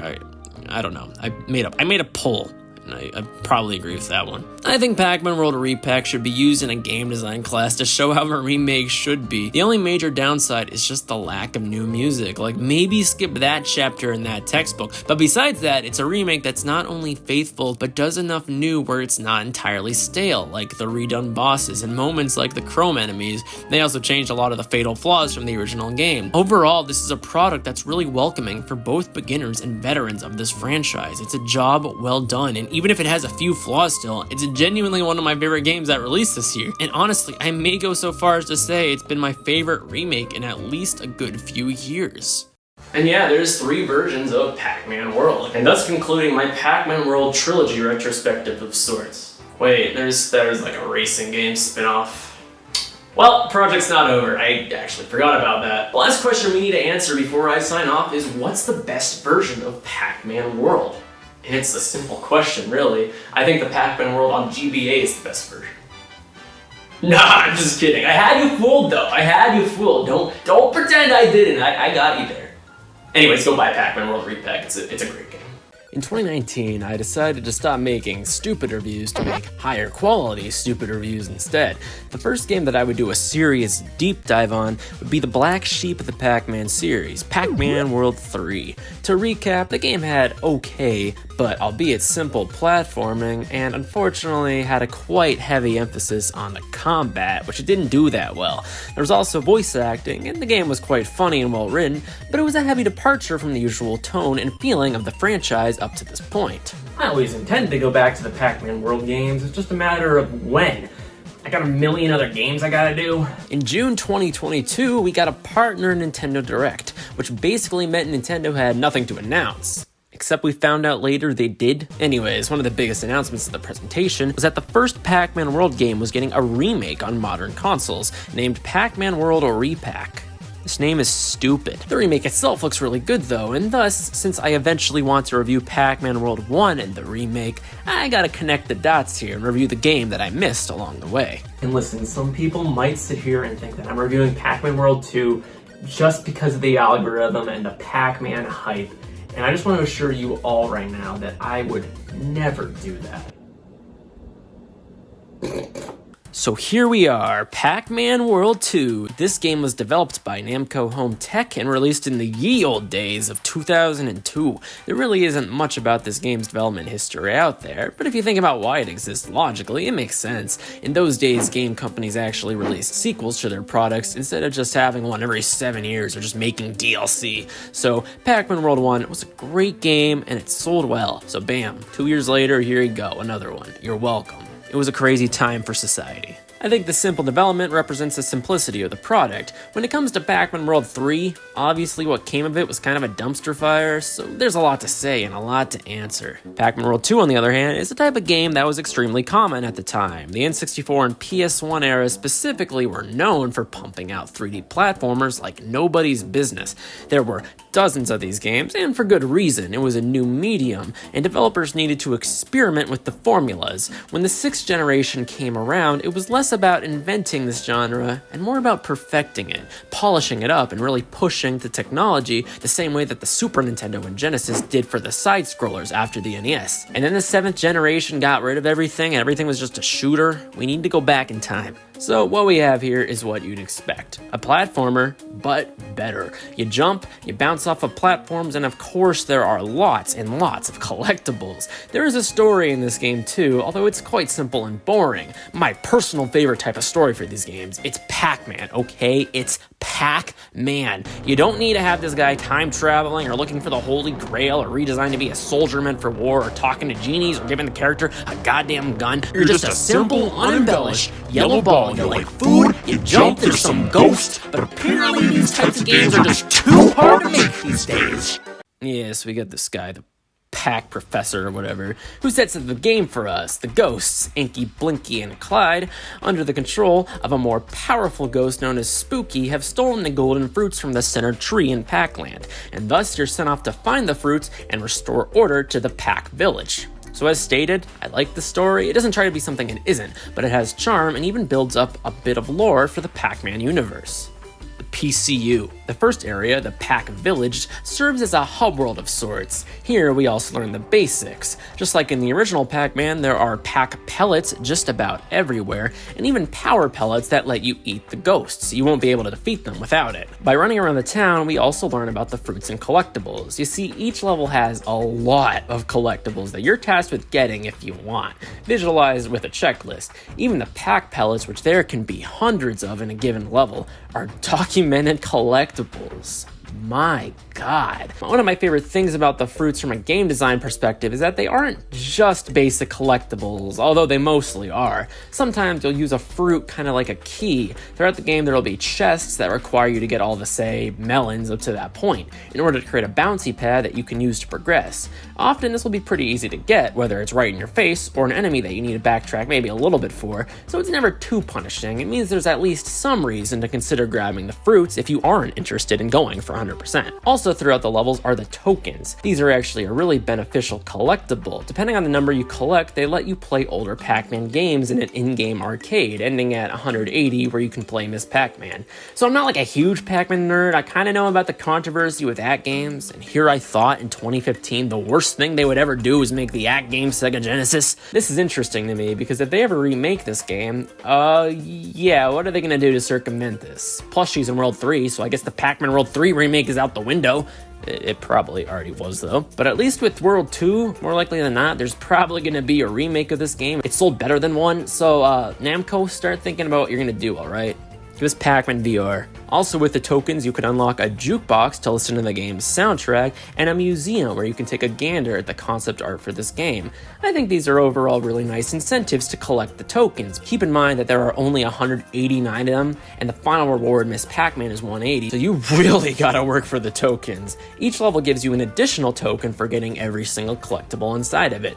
Which, like, this is kind of a mixed bag. On one hand, it's really nice that the game rewards you with something substantial for going out of your way to mostly complete it. Looking at something like Mario, in Sunshine, you kind of just get blue coins, they give you a postcard, or in 64, you get Yoshi. It's always something, like, kind of cute, but underwhelming. As a result, in this game, giving the player additional games inside of their game is a really great way to extend the lifespan of Pac-Man World 2, and I bet as a result, people would continue to pop in their disc for months and months to come after they beat the game. It's a genuine replay value. But like, okay, I gotta be honest, guys, I really do like collectathons, but this is a lot of stuff to collect. On the surface, it's not drastically different from the games you would see in the N64 era, but at least for me, I found it very difficult to both play these levels and focus on collecting all the fruits and pellets at the same time. So at least for my casual playthrough, I kinda just didn't bother. I might go back at some point, but I really did find this to be a little bit overwhelming. And this is from a guy who got 900 Koroks in Breath of the Wild. I thought about it more, like, why don't I enjoy collecting in this game? And I really think the issue I have with this system is that once you enter a level, you have to get everything in one perfect go-around, which is ridiculous. To make matters worse, there are some levels that don't allow backtracking and some where you're constantly moving forward. So you have to play really well in order to get everything you need. I think if you could collect some fruits on a first go around and then on a second go around just focus on the ones you missed, this system wouldn't be as difficult or challenging. And that's how a lot of these games function. These games let you collect and explore at your own pace, which is why I did enjoy the Koroks in Breath of the Wild or something like the pigeons in GTA 4. It's stress-free and at your leisure, but not only is getting every damn item in one swoop just unnecessarily difficult, you gotta remember, it's not just the fruits. There's also the ridiculous amount of pack dots you have to collect. If you miss a jump in an auto stroller, well, that's a reset. But even on normal levels, the arcs are not designed well for Pac-Man's jump. It's not seamless to get the pack pellets, and the hitboxes aren't very lenient either. There's not a lot of magnetism here. Something like the studs in Lego City are a lot more forgiving. But you know what? At least you don't have to get every single one of those. For those who like those types of challenges, you might have some fun with it, but it's certainly not going to be for everyone, and it wasn't for me. If this is your first playthrough, my advice would be to just kind of not worry about these. Besides unlocking some bonuses, they don't do anything. Like if you want to play Miss Pac-Man, I got some news for you. You can buy it anywhere nowadays. In 2002, certainly, being able to play these games and see the concept art was a lot more substantial, but with the advent of the internet, it's basically useless. Actually, one thing they could have done is replicate what Super Mario 3D World did. In that game, there are 3 green stars in each level. You don't have to get all of them, they are presented to you as optional, but every once in a while, something like a castle will be blocked off by a certain number of green stars. This encourages the player to at least get some of them. It's certainly better than an all or nothing approach, because in Pac-Man World 2, you either care about the collectibles to get 100% and the tokens, or you skip all of them, because besides the occasional treasure chest you need to move, they do nothing. You also get another token by going back into a level and doing its time trial. These remove the fruits, I believe, so it's solely about trying to be quick. It's a nice little bonus, but not something I particularly cared for, although this is kind of an easier way to get the tokens, I think. Throughout the levels, you'll find a Galaxian just sitting around. These will take you to an original Pac-Man maze. These are quite different from the OG game in the sense that you don't see the whole map. It's pretty closed in on you only. I find this to be an interesting departure, and almost makes you want to play a bit more strategically. It's kind of anxiety-inducing. Like, oh god, a ghost can be around the corner at any time and I'd have no idea. My favorite thing about these mazes is that they visually look different depending on what level you're in, which is a nice spin on the classic arcade game where level 1 was blue and black, level 2 was blue and black, level 3 was blue and black. However, one issue I had is that it honestly feels like the controls are a bit off. I can never move my pack the direction I always wanted. I think this is because of the GameCube control stick. It just doesn't work very well with grid-based movement, and unfortunately, the D-pad, which is really small, isn't much better. I should mention this game was released on PlayStation 2 and the OG Xbox, where both have D-pads that don't feel like my thumb presses all 4 directions at once, so I imagine the mazes are a lot better there. So this isn't really an actual criticism with the game, it's probably just a matter of me having big hands and the GameCube. I would say Pac-Man controls pretty well overall. You have a pretty diverse and interesting moveset, although it's quite simple by the same token. Get it? Token? One of the most addicting is the butt bounce, as this game calls it. This can be used to defeat enemies, but also activate switches and breaks open boxes. You have a rev roll, which helps you gain a ton of speed from a fixed position and blast off. This is a Sonic move, it's called the Spin Dash. The rev roll helps you get up ramps, but it's also required to charge up certain platforms throughout the game to move them, and also make jumps off of ramps. Unfortunately, I would say mastering the rev roll distances, especially if it's your first go-around, is really hard to do. I died quite a bit. You can stop your speed by pressing A in the air, but overall, judging the trajectory of Pac-Man wasn't always the easiest. Whenever I saw a ramp, I felt like I was taking a leap of faith. Maybe if I played the game a few more times, I would get used to it, but starting off, it was not easy for me. Just like in the air, on the ground, you can stop your rev roll at any point with an A button press. This is an absolute necessity to master, and really good in general to have in your arsenal. The last move I can think of is a jump kick by pressing B in the air, which is actually pretty fun to do, but kind of hard to judge where you're exactly hitting. Sometimes in the air, you just kind of do it and miss, and that really sucks for the collectibles in the level. That's another reset. It's not a huge issue, definitely not the easiest thing in the world to time out. I do appreciate how this game requires you to master the arsenal of moves. There aren't a ton of moves, but the ones you do have, the game wants you to practice and get skilled at. The final fight against Spooky, for instance, is solely done with the jump kick, and for the platforms that move with the rev roll, if you don't press A to leave it, then you wouldn't be able to do it at all, requiring the player to pick up on a somewhat forgotten feature on a first run. I also really like the combat for this game, as in there is no combat. Like Pac-Man World 3 had so much punching, whereas here, if you do fight a bunch of enemies, you can just bounce a bunch of them in a row, which feels so much more Pac-Man. Sure, it's a bit dumb, but it's fun. Pac-Man also has a ledge grab. I don't know if you would consider this a move, per se, but it's used quite often. It's actually quite a lifesaver. Oftentimes you'll use it to shimmy, although it is pretty sluggish. If you ledge grab on a falling platform, just forget it, you're dead. It sucks because it gives you the illusion you could save yourself, but no, it's over. There are 2 power-ups in this game, 3 if you count the power pellet. Although overall, power-ups aren't used super often, there's the chrome power-up making you stronger and letting you walk through lava. Or at least it makes it more like quicksand, I don't know. There's also the shrink pellet, which this is a cool idea, sure, but it's basically never used. I actually forgot this existed until doing research for this script, and I was like, oh, yeah, I guess that did happen. Unfortunately, I think the biggest issue I had with Pac-Man World 2 is its level design.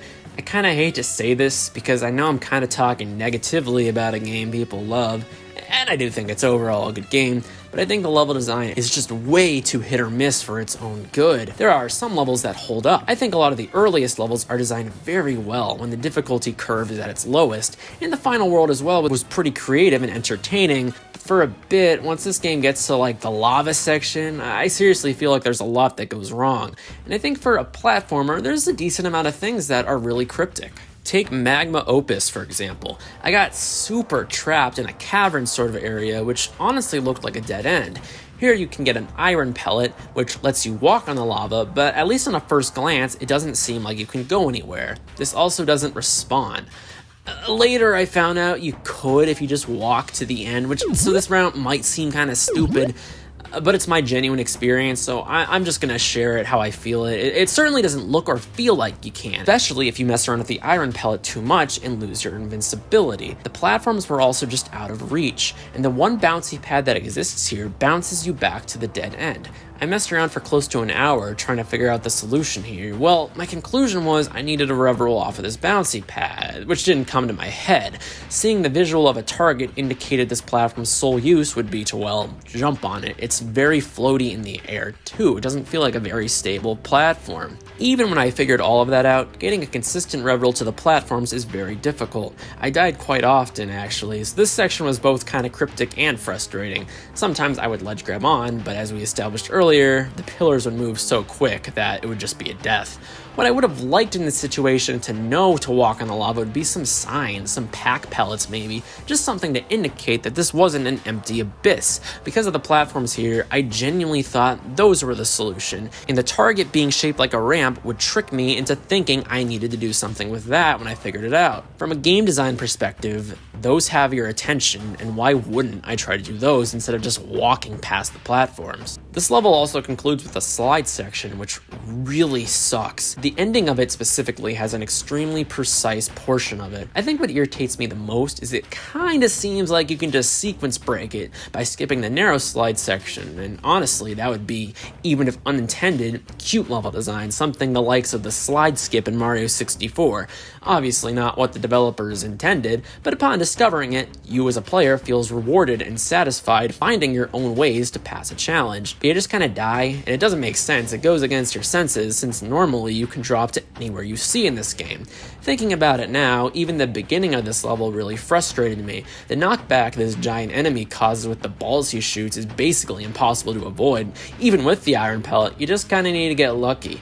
Yeah, Magma Opus is really bad, and the title is very not accurate. As stated, you need to be super precise in the slide portion. I somehow BS'd it at 0 lives, but if I didn't get so lucky, well, I'd be screwed and would have to start the 20-minute level at the very start. That's because Pac-Man World 2 uses a life system. There are checkpoints, and somewhat frequent ones at that, but if you do game over in a level, well, you gotta start over. I think that's mostly fair, especially for the era, and there are lots of lives you can get throughout the game. It's not like it starts you over at the world itself or anything, so it's workable, but a little antiquated. And Namco, if you guys make a remake, just cut this, please. Another section named Night Crawling, I felt had one moment which was like extremely cryptic. There were like 5 bouncy pads, right? And I'm sitting here trying to calculate with like geometry and logic, which one's gonna get me to the other side? Well, the one on the far right just doesn't make it. I looked it up. The solution is to ignore all of that. You're supposed to just do a rev roll from the top of this wall. I'm sorry, but like, what? Why'd you put so many bouncy pads then? It doesn't even feel like you're supposed to be on this wall. There are some things this game wants you to do that just feels like a sequence break or like a cheat or something. I think moments like this really kill a lot of momentum for the game for me, because I'll be playing, enjoying the platforming, and suddenly I'm trapped and don't know how to progress without looking it up online. But while some portions let you do what essentially are sequence breaks, some levels take away the ability to come up with your choice to do it. The lack of consistency feels like a complete restriction for the player, and from a game design perspective, fails to give the game a significant unity. Now, confusing moments aside, it's worth talking about how this game is really difficult, and mainly fairly so. Usually if you die, it's your fault. If this is your first playthrough, you're going to be dying a bunch. Just get used to it. It's important to stay stocked up on lives, which, as I said, there are some throughout the worlds, of course, or you can do what I did, which is go down Blade Mountain like 100 times, because there's something like 10 lives here, and I think there are better life grinding spots actually, but this is just the one I did.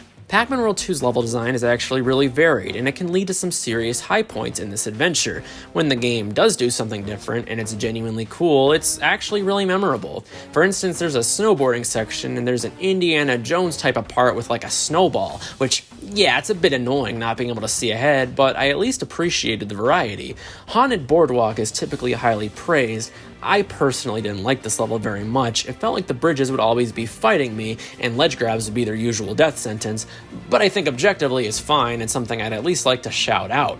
One of my absolute favorites in this entire game is the final level, Ghost Bayou, which is basically a giant maze with little challenges you have to do throughout, such as defeating a bunch of enemies within a time limit, something I appreciate. Lots of video games I've played don't always do something unique towards the end, so it's nice to see the developers putting heart and soul throughout the entire product. I can tell the developers seriously cared. Although one thing with Ghost Bayou is it's really dark.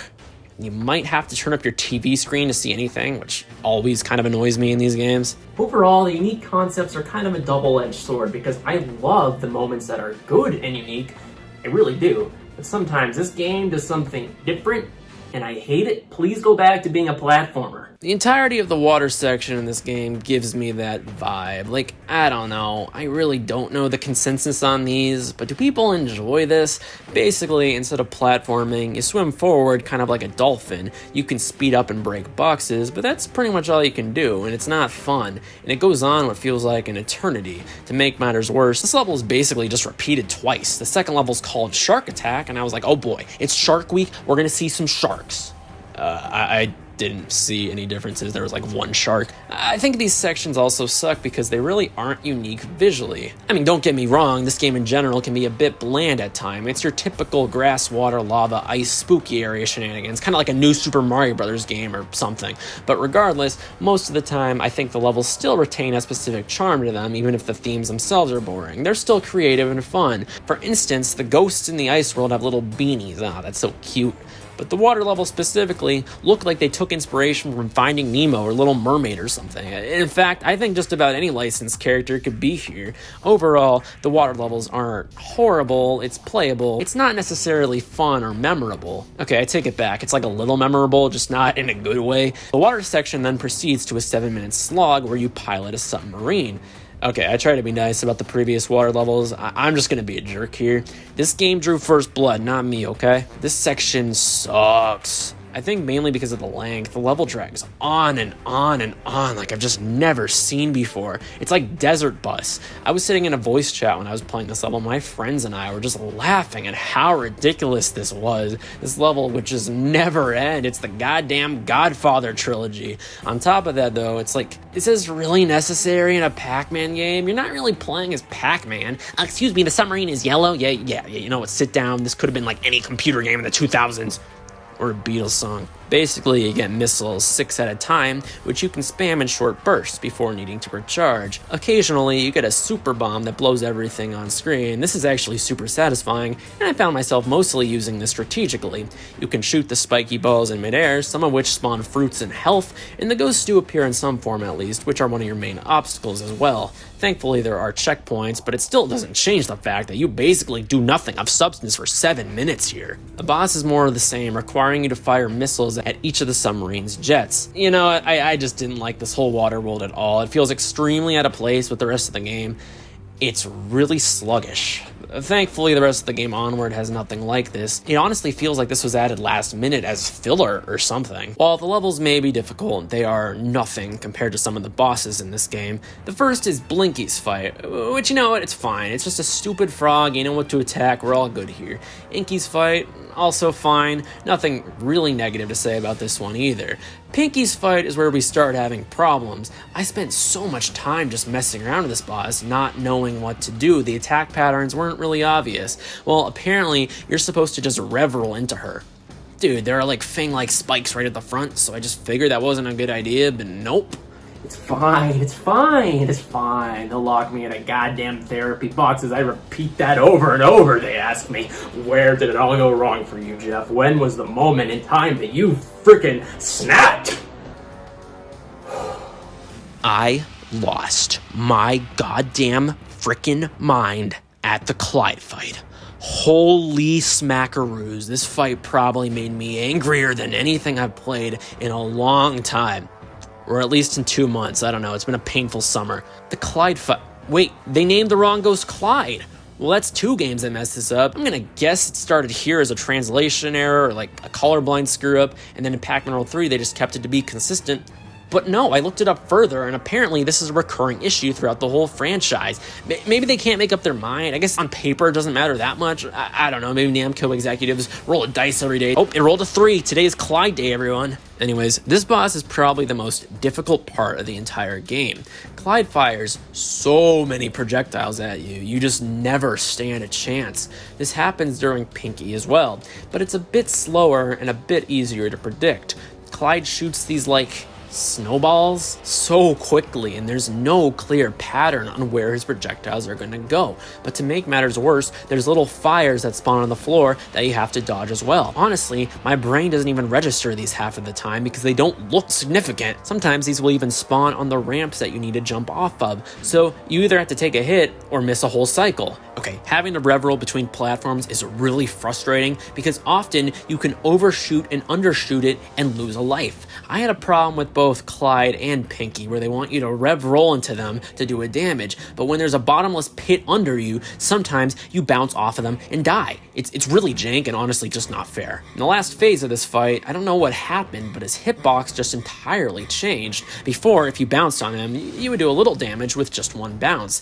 I don't know if they changed this to be random at the end or I was just hitting the wrong part, but in the last phase, sometimes this guy would just not take damage no matter how many butt bounces I did, and this is very problematic because if you do bounce off of him, you want to be able to know it instantly. That way, you can pivot back to land. But when it's random and it takes however many hits it feels like, guess what? You're not prepared when it actually happens, and uh-oh, you're dead. Yup, that was fair. Luckily, with boss fights at least, there are checkpoints. So when you do 2 hits, when you die the next time, the damage will still be saved. So my advice is to go to Blade Mountain or wherever and go grind some lives. And theoretically, you should be able to beat the boss no matter what, as long as you have the free time. But it doesn't change the fact that these bosses are still so time consuming. Like, the Clyde boss took me an hour, at least. But even if it wasn't for the deaths, this would still be like a 5-minute plus long boss. There's so much much waiting around and praying, and it just doesn't work, man. I'm sorry. Bosses in video games should not be something you dread doing. I think challenge itself is fine, but the challenge, at least with Clyde, is ridiculous. I'm sorry, it just is. If it wasn't for the glitches, I would not be talking about it to this length, but the fact that there's so many jank things that can happen on top of being pelted with a million projectiles at once, it's a low point in the game for me, and was honestly really miserable. And you know what? This is my problem with Pac-Man World 2 as a whole. It's really close to being good, and I know a lot of people are going to be mad at me for my opinions in this video, but I just don't think it's as good as people make it out to be. It's nowhere near a bad product. There are plenty of high points, plenty of good, if not great levels, and a great presentation. But to the side of that, what I feel like people don't mention enough is the fundamentally broken or bad game design littered throughout. And if it's not bad, it can be quite antiquated. The Clyde fight is brutal, and there's just some levels that aren't good or don't hold up. Not to mention the collectible system, which is really not something casual players can even think about while playing. Like, if you want to say this game is good besides, oh, the water portion, that's still a big part of the game. That's not just one level, it's 4, and 4 long levels at that. If you want to say, well, the lava levels are kind of hard and the Clyde fight is bad too, that's another few levels you're looking at. And that's not to mention the punishingly difficult collectible system, the camera that's always fighting you, and while this game has some polish on it, it just doesn't hold up that well. Like, I'm gonna be honest for a second here. Writing this review really depressed me, okay, because this game is beloved. It's really nostalgic for a lot of people, including me, and critically acclaimed on the internet. I'm gonna let a lot of people down with this, but I can't just sit here, play the game, write the review, and then like lie about my opinion. I gotta be honest, and unfortunately, I don't have the popular opinion when it comes to this game. It's not a bad game, I would still call it good, but as the video title says, it's probably just not as good as you remember it being. And assuming you haven't clicked off this video yet or hate me, I want to say that sometimes accepting a game you like is flawed is fine. There's nothing wrong with that. I had this experience with a very game in this series. I grew up a ton with Pac-Man World 3. I genuinely thought it was a great game most of my childhood into my teen years. I had this experience with Pikmin 2. I thought it was the best game in the series before my retrospective, until I realized it's good but quite flawed. I want to stress one time that I don't think it's bad. It's not a masterpiece though, and just nowhere near the rank people put it at it. People treat this game like Super Mario 64 2 or something, and I think that's just entirely disingenuous. But hey, the ending is pretty good. The fight against Spooky is a high point in the game and easily my favorite boss. And I think while it's challenging in a more fun trial and error way. The projectiles are spaced out nicely and are actually dodgeable, the obstacles are genuinely easier to avoid while still being fun, and there's easily obtainable health frequently. This is helping the player out in a good way. Spooky even puts you under a spell from time to time that makes you dizzy and reverses your controls. It's a charming fight and a really good level to end the game on. It's not easy, but it's something you grow as a player to get good at. This is good challenge, and it's good game design. You beat Spooky, Pac-Land is restored, and you see a collection of Pac-Mans dancing. Wait, is that a pack dog? If you want more positives, I have to say that this game's presentation is one of my favorites in this generation of games. Now sure, it looks bad today, but this was 2002. I think I can forgive a bad texture here or there. What matters to me is that Pac-Man is extremely expressive. Look at this guy, he stole the logo. Someone called the police. He has a plethora of visible, charming animations. When he eats something, his mouth moves, and the game developers were quite faithful to the original source material. When Pac-Man eats a ghost with the power pellet, the whole game freezes, which sounds bad, but I actually really love it. There's so many moments in this game that just make me smile. I love the ghosts. They're so cheesy and simple, but done so well. Spooky is the type of villain that's obviously bad for Pac-Land, but you can't help but enjoy. It has that TTYD Bowser type of feel. I also really love the world map for this game. It's extremely linear, sure, but at the least it reminds me of Super Mario World, and it's fun to traverse through with lots of early 2000s charm. And the music, the music's outstanding. It goes for a motif approach, mostly early on at least, meaning a lot of the songs have a similar note repetition. While this can be pretty repetitive, it's far from abnormal. Movies and their soundtracks do this all the time, and while this game is far from a movie, I think it gives Pac-Man World 2 its own defined personality. reality and really makes it feel like an adventure. Don't lie, this is half of your nostalgia for this game, okay? The instrumentation is genuinely well done too. I don't think this is like the best video game soundtrack or anything, but like the rest of the game, there is some genuine effort and passion put in here. I specifically like how each level has its own song, something that many platformers, even Mario and Sonic, could have really benefited from. This genuinely gives each level its own feel and its own placement in the game. Every level feels like in some form it belongs. So like, I could end things here, it would be, it'd be a fine video length, all that stuff. But we still got ground to cover. I'm gonna let an old friend take this one, so take it away, Mr. Shovelware. Hello, I'm Mr. Shovelware. I'm pretty much just JeffCompass, but I talk specifically about bad games, and the original Pac-Man World 2, it's fine. But the GBA version is so bad that I cannot believe it exists. So yeah, this is fairly typical of games in this era. They always, and I mean always, would get GBA ports. Developers would walk to the literal end of the earth to produce a Game Boy Advance version of the game. They put everything on here. The first Pac-Man World got a GBA version, so I guess it only made sense for the developers to ship out a World 2 port. Weirdly enough though, this game came out in 2005, 3 years after the console version and close to Pac-Man World 3. My only guess for this is that they saw Pac-Man World 3 would be getting versions on every console besides the GBA, even getting a DS port, so they just kind of panicked and threw Pac-Man World 2 on here to have something for like the holidays, and it wasn't super uncommon for GBA ports to come out later rather than sooner. Jet Set Radio Advanced was the same sort of thing. So here it is. Here's Pac-Man World 2 on GBA. Oh god, that is some compressed audio, and I thought the at-game Sega Genesis was bad. Okay, look, I know it's a GBA game. I get it, okay? I get it. It doesn't change the fact that the music in this game literally makes me want to die. The story is still here using compressed screen caps and captions from the console version, which is fair enough. Alright, enough messing around. Let's see how it plays. Off the bat, we see that Pac Village has been recreated. Except you can't go through the doors, which pisses me off because it looks like you can. Oh, come on! I'm gonna be honest, they probably could have just cut this whole level. Like, I think they were just trying to be really faithful to the console version, but if you really think about it, it has no reason to exist here. At least with the console version, you had areas to go to, you have some NPCs, and a lot more to collect. You even have some mini tutorials, such as eating ghosts. But here, there's like 3 fruits and nothing else. All the moves are here. You can butt bounce and rev roll, ledge grab, you can even kick flip, although to be honest, I don't remember any instances where you really do this. One thing that sucks is that while the ghosts are present, you don't get that gratifying pause when you eat one. This kind of trips me up after playing the console version, honestly, because I keep expecting a pause. Some consistency would have gone a long way. Pac-Man World 2 has a password system. You get one after each level. It's kind of weird because the password screen is missing a bunch of the alphabet.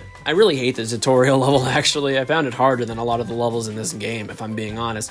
They have all these signs to teach you the game, which, you know what, fair enough. The problem is, though, if you backtrack past it, which you will have to, oftentimes it forces you to read the text box again, even if it's now irrelevant. This reminds me of the Ben 10 game on Hyperscan. It's only a problem in this level mainly, but I spent like an hour trying to beat this level, so it's probably just fresh on the mind. Sometimes you can literally die and still read the text box, which feels like a slap in the face.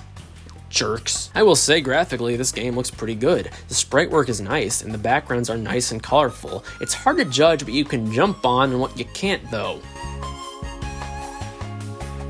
That's not a platform?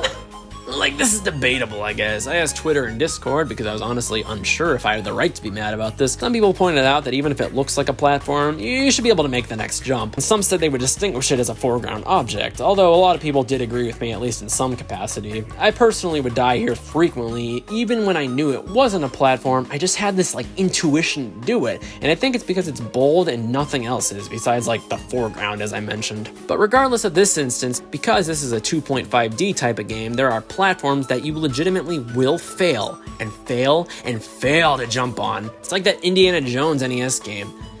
Give me a damn break. That perception, no way around it, is a huge issue in Pac-Man World 2. Oftentimes, it'll look like you can make jumps you can't. Sometimes you phase through fruits. It's honestly really frustrating, but what makes all of this so much worse is the perplexingly bad controls. Jumps just don't feel very good. It often feels like you barely make them. You can get a little more height with the butt bounce, but for some reason, I was never able to string these together very well, so I didn't want to always use it. If you don't time it perfectly, Pac-Man just kind of does a rolling animation instead. I don't know, guys, the game design is just really irritating. At one point, I got to the end of a section, but didn't know what to do. The only thing drawing the player's attention at this point is a giant shiny button, so I hit it to spawn a lemon. I thought hitting the box that unlocks with this lemon, and yes, these boxes returned from the console game, would be what I needed to do to continue. So I backtrack all the way back with some very peculiar jumps to get that stupid lemon.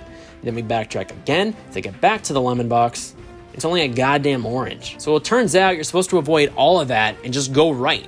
Now tell me, is that a trap or what? Why wouldn't the player assume to just hit the shiny button? Up to this point, it's not established that you can just go right to continue. Why'd they have to trick me? Why not have a sign or something that just points right? Why make it a trick? This is one of those things that's like arguably my fault. But still, there was a bouncy pad, and getting that lemon was not easy. It's not like this is the console games where you get a token. Here, you have even less reason to collect stuff, unless you want to do it for score. I'm sorry, grand score. Excuse me, your royal highness. Some of the jumps that this game wants you to make are excruciating. These ramps come from hell. They really don't make any sense. The game wants you to butt bounce down them, which can work with enough trial and error, but as I said earlier, I think sometimes the issue is you just don't get a butt bounce when you need one, and instead you go into the rolling animation. The rolling animation can actually happen at the edge of cliffs too sometimes, meaning you just outright die. So it's not an isolated incident either. The only consistent way I was able to make it over was tiptoeing to the edge and rev rolling, but with that, you're often just going to get too much speed and overshoot it. There's no way around it. You're going to lose your lives and game over in this game. One good thing is that the checkpoints are extremely plentiful. When I mean plentiful, I mean every platform after you die. While this is good in concept, sometimes you get placed on the very edge of a platform. Meaning if you're like holding a direction right after you die, like because you want another chance, forget it, you're dead.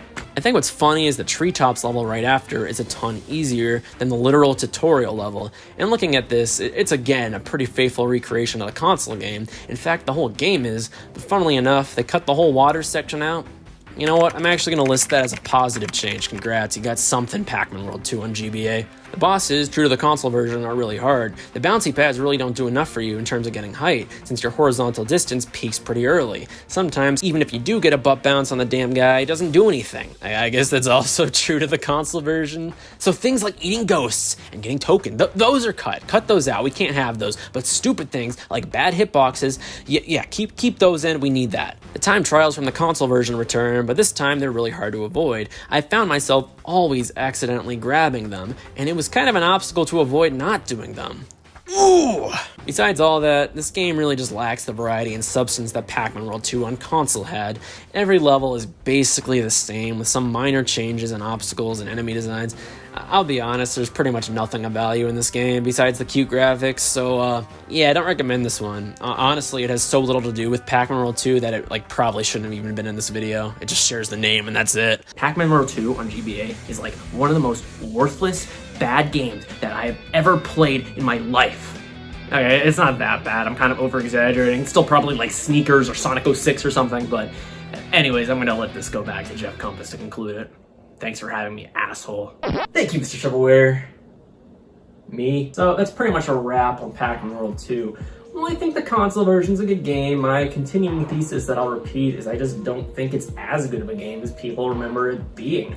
I would probably put it over some platformers in this era, but I can't say this game's a masterpiece or anything. It's definitely not a 10 out of 10 or even a 9 or 8. But listen, nostalgia is wonderful. So if you can see the flaws in this game and still have a good memory of it, or even if you don't see the flaws and have a great memory of it, I think that's great. This video is not about crapping on your childhood or anything. So I encourage you and everyone, please have a good time with this game and enjoy it to the best that you can. Because at the end of the day, I want people to enjoy video games. There's tons of charm, there's tons of passion put in, and I still think it's worth buying. It's not like it's some expensive game, it's like $10 on eBay. So go buy it, have a good time. And listen, I'm sure they're gonna remake this game at some point. So if you don't like the flaws in this game, they might be fixed down the line. Pac-Man World 2 sold better than 1, so why wouldn't they remake this?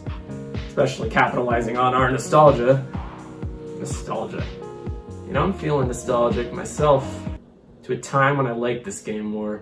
Nostalgia is a powerful force. I have to admit, in my 10 years as a gamer, there have been certain times where I've completely overlooked a game due to nostalgia. Upon replaying certain games as I get older, I've discovered how terrible some games actually are. Pac-Man World 3, unfortunately, is one of those games. This is the very thesis of a bad game. It does almost everything wrong, from the aggravating combat, mediocre levels, and odd shift of tone for not only the Pac-Man World series, but for Pac-Man in general. The first two Pac-Man World games, of course, were fun, great, and colorful platformers that were really enjoyable. However, this game really gets far away from those original concepts, which begs the question, what went wrong with this game? Well, it turns out it was never intended to be a Pac-Man World game, but rather a new sub-series called Pac-Man Adventures. This cancelled project featured work from the renowned animator Don Bluth. He's best known for his work on the animated films The Land Before Time and All Dogs Go to Heaven. In terms of games he's developed, he worked on the Dragon's Lair series and Space Ace. You know the ones. You pop a quarter or two in and watch a pretty wicked animation, kind of like a QuickTime event in today's gaming terms. Don Bluth designed the early concepts for what Pac-Man Adventures would have been, including Pac-Man losing control, whatever that would have meant, in an odd adaptation of the character from Dig Dug. They ended up scrapping the project and Don Bluth was let go, but his influences do appear in the final game based on these weird creatures and architectural type levels he designed. At the very least, his tone remained present. It can be inferred that whatever Pac-Man Adventures had completed became Pac-Man World 3. We can also infer that this may have been an attempt by Namco to save a few pennies while still releasing a new Pac-Man World game. This leads to my theory that they were trying to cheap out on production, since also they hired a new studio rather than an in-house one, being Blitz Games, to produce it. Now, I'm not saying Blitz Games is a bad publisher necessarily or anything. There were far worse out there, but the games that they made when they were around definitely gave off some shovelware vibes. They worked on a lot of games that were based on other franchises and TV shows. Namco, most likely in an effort to save some money, threw the game to this developer and gave them whatever assets they had left from Pac-Man Adventures and hoped it would work out. Yeah, what could go wrong? This game was put onto pretty much any platform under the sun: Xbox, PS2, Gamecube, PC, PSP, and even the Nintendo DS. Why not just put it on the Genesis at that point? When discussing Pac-Man World 3, we need to start off with the elephant in the room. This game's tone is completely different than what you'd expect from any type of Pac-Man game. This starts promptly with the title screen. Just take a look. Not only is it drab, generic, and void of happiness, it's totally not what you'd expect from a Pac-Man World game. Pac-Man is a character that thrives upon joy. Every game cover that he's been in, he's been smiling. He's Pac-Man after all, he's the Munch Man. And don't get me wrong, he's happy in this game, so it's not like he's out of character. But the world around him is out of character. The levels and music are so depressing. It's like Blitz Games never played a Pac-Man game before and did not fill out the levels, so they just made up some barren wastelands and radioactive themes combined with whatever Don Bluth had previously given them. Take a look at these types of levels. We have the aforementioned radioactive pit and barren wasteland. There's a building on fire, the ghost home known as the Spectral Realm. This doesn't look like Pac-Man. This serves as one of the game's main issues. You could really place any character in this game's levels and you would have never been able to tell that this was a Pac-Man game. The story for this game, while dark and out of place, is actually pretty amusing. Irwin, an evil genius, is attempting to take the energy out of the Spectral Realm, which is collapsing inward on Pac-Land. Our chummy hero, who was celebrating his birthday with his family, gets teleported by Orson, who was also in the first Pac-Man World game, to save the world. Poor guy can't celebrate a milestone birthday without some sort of chaos erupting. As the game progresses, we learn Irwin is following in the steps of the ancient civilization when they almost destroyed the world, except in Irwin's case, he's doing it on purpose. The characters in this game are actually well written. There's Pac-Man, of course, which... oh, wait. A talking Pac-Man. Oh yeah. All jokes aside, Pac-Man is pretty funny. Uh-oh! I'm detecting a rise in energy in your sector, Pac-Man. Details of my sector's energy should be between me and Miss Pac. Thank you very much. He comes off as a second-rate Sonic the Hedgehog to me, but he knows how to joke around and is never a downer. Martin Sherman, while a little nasally, I think did a great performance as Pac-Man. He's always so positive, even when the world around him is ending. There are far worse gaming protagonists you could play as than this iteration of Pac-Man. So Orson, he comes off as a nerd but also performs as a trustworthy ally to Pac-Man. The ghosts in this game I feel are some of the best written characters. Clyde and Pinky speak in New Jersey accents, which is just funny. They labeled Clyde as the Red Ghost, which is a mistake to anyone who played the original Pac-Man, which again shows that maybe the publishers didn't exactly have their bearings straight on the franchise. Blinky and Inky are barely in this game, but nevertheless do appear and have some lines. Pinky, after you save her in the 3rd level, never speaks again after the 4th level. I always found this weird. It felt like they cheaped out on her voice actor, and also that her character had little relevance to the whole story. Definitely an odd choice if you ask me. Clyde, on the other hand, is probably the best written out of all the ghosts. Him and Pac-Man have a funny rivalry, so they're always bickering throughout the rest of the game, which is classic. Throughout the game, we also get other side characters that help Pac-Man out in a particular level that they're in. The characters are pretty well written, albeit used sparsely, and again, don't necessarily fit into the Pac-Man cinematic universe. These characters talk to each other as you play, which I always enjoyed. This is a well-written game. Even if the majority of the time I hated the gameplay and went through most of this game miserable and desolate, I was at least grinning like a chimp at the funny things these characters had to say to each other. The story isn't immersive like a Final Fantasy game, which it doesn't have to be, but it isn't shallow like, say, a Super Mario game. I'd argue that the story is better than some Sonic games, to compare the franchises yet again. It feels like a typical Saturday morning cartoon type of plot, which is exactly what I'd expect out of this type of game. If they were going to add voices and a story to Pac-Man, this is probably the best that I could expect. The gameplay isn't inherently bad in Pac-Man World 3. Pac-Man himself actually controls like a dream. Well, maybe not a dream, but a decent nightmare. He jumps and moves fluently and properly. He also has a good arsenal of moves himself as well. Pressing the A button multiple times allows you to butt bounce and destroy boxes, vases, the whole kit and caboodle. They did nerf this from Pac-Man World 2 and 1. You no longer get any type of height off of it. Pressing the B button allows you to punch. Great. And pressing the X button allows you to revel. Both can be used to hurt enemies around you. The main issue in this game isn't the controls or the story, but rather it's the combat. The combat in this game is some of the worst gameplay that I've ever experienced in any video game. There's a few main problems with the combat in this game. There's very little ways to fight the enemies. The main method of attack is the puny little punch that Pac-Man has. You can use the rev-roll and you can use the butt bounce, but rarely is that the best way to fight these guys. There are certain power-ups you can get, but these don't do much in the way of helping with these drab combat sections. So there's a ribbon loop power-up which lets you make circles around the enemies, thus destroying them. This is cool looking and it gives you a little bit of a speed boost. There's a super stomp power which gives you a pretty big butt bounce, destroying the enemies around you. There's also an electric shock power pellet that lets you zap enemies. This is the only one that has any use outside of combat, letting you power up machines around you to progress. There's also a chrome power pellet that gives you a brief invincibility phase. However, these aren't enough to make the combat interesting in my opinion. A game that does combat well uses more than just a basic punch. One button as a basic attack. Even the GTA games at least use 3 buttons. There's no real combo system. There's no real way to merge attacks. It would at least not be so monotonous if there were grabs, combos, etc. At least then the game would have had fighter elements. In Pac-Man World 3, it's plain as day that this game isn't actually a fighter, but rather a platformer that desperately tried to add fighter elements. As such, most combat sections pan out like this in this game.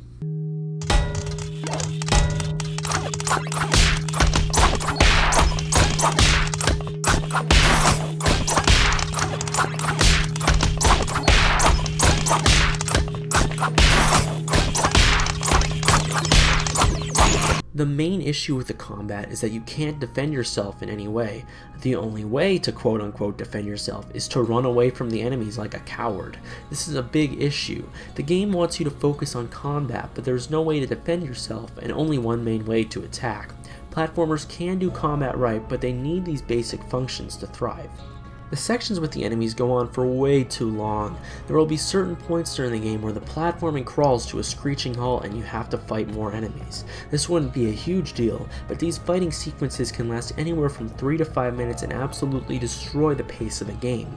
There are some enemies you can just ignore, but then there are some you need to kill to either progress or because rev-rolling a platform with them around is impossible. Again, this kills the pace with the game. The levels drag on for way too long due to this. You'll be minding your own business, maybe even slightly enjoying the game, and then bam, a swarm of these guys. Every time that I saw the enemies in this game, I got annoyed and wanted to turn the game off. Not only are the enemies constant, but they're repetitive as well. Worst of all these enemies are the ancient defenders. The game throws so damn many of these things at you, and each one takes about 1,000,000 hits to kill. I lost my mind trying to take these things on. They're so constant and repetitive.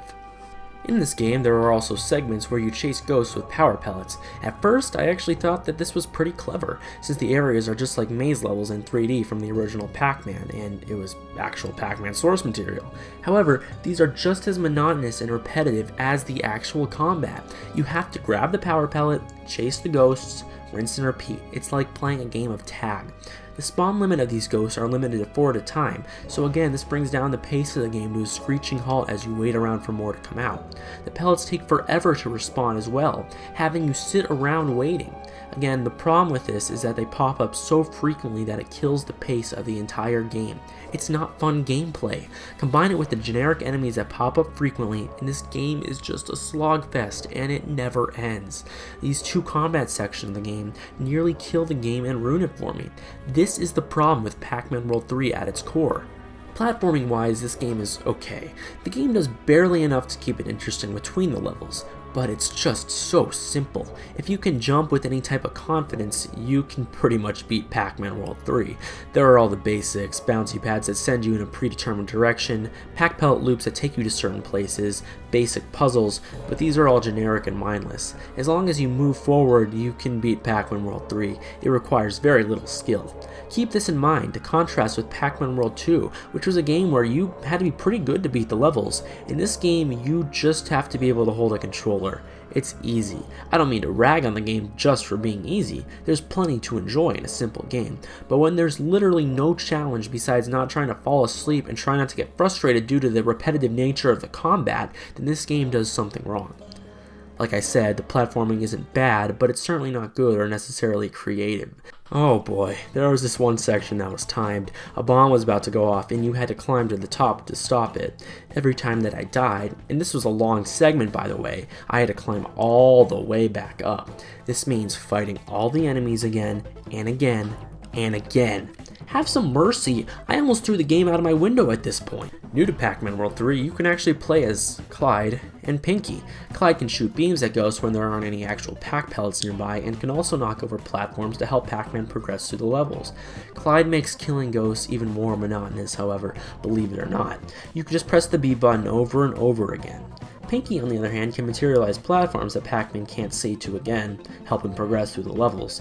Pinky can only materialize 3 platforms at a time, making each section that she's in a puzzle. Rarely are her puzzles very interesting, unfortunately. They never do anything too crazy with either ghosts. To me, I always wondered why they even bothered adding them when they have so much potential that was never tapped. Musically, this game is a mixed bag. It's not necessarily bad or anything, but it's way too ambient and weirdly situational. What I mean by that is sometimes you'll be enjoying the game, minding your own business, and then the music comes to a screeching halt and you'll just be playing the level in silence.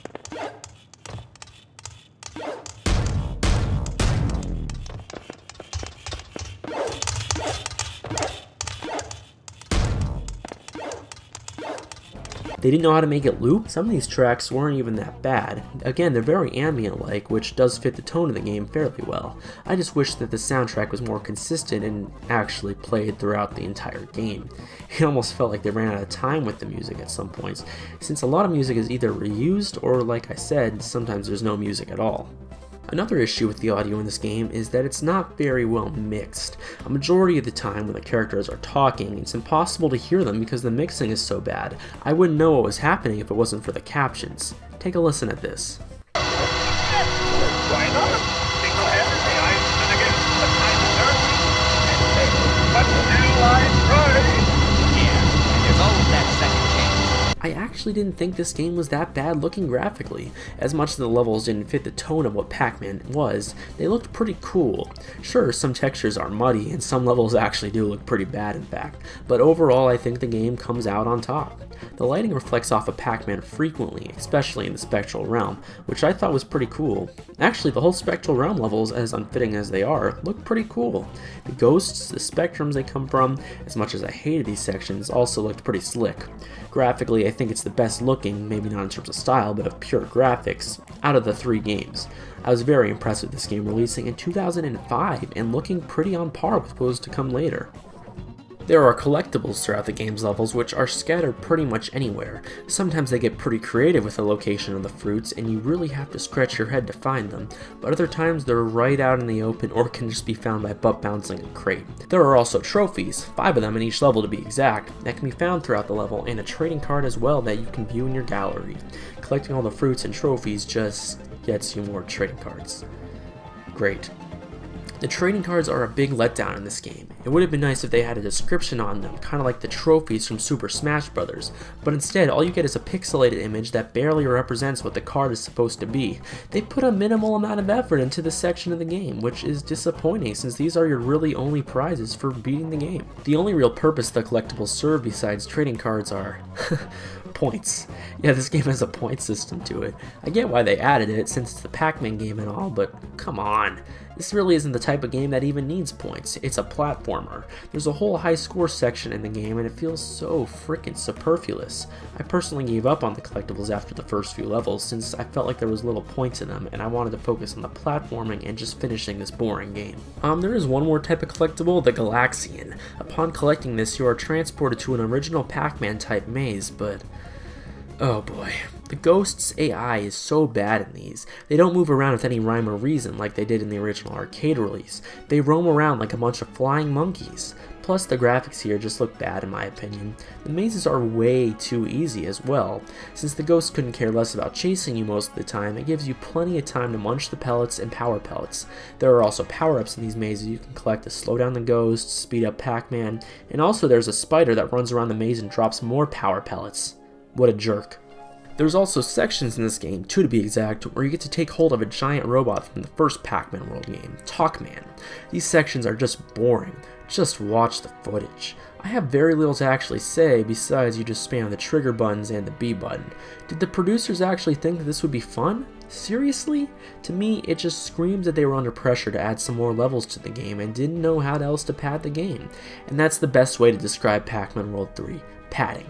The game feels padded. You fight ghosts. Padding. You fight bad guys. Padding. You do random mech fighting button mashing. Padding. And even then, the game is only 6 to 7 hours. This game doesn't have anything to it, unfortunately. It's void of substance. There's 2 boss fights in this game. These are incredibly repetitive and frustrating for all the wrong reasons. During the first Derwin fight, you walk around to 3 rev roll panels and then butt bounce the boss until it kicks you out, and then rinse and repeat. He does send some troops after you, but they don't add much to the fight besides a few extra jumps you need to perform to avoid them. The final boss is very similar, which makes the whole game kind of anticlimactic. The only difference is that there are 4 rev roll panels instead of 3. Brilliant! It's also very glitchy. The hitbox on the robot never worked for me during the fight. I felt very frustrated since, to be honest, I just wanted to beat this game and never look back. In this game, there's a museum you can go to view all your cards, as I mentioned earlier. Also in this room you can play the original Pac-Man. No joke, this might be the best part of the entire game. I'm not kidding. You can also take a look at the history of the Pac-Man games released up to this date.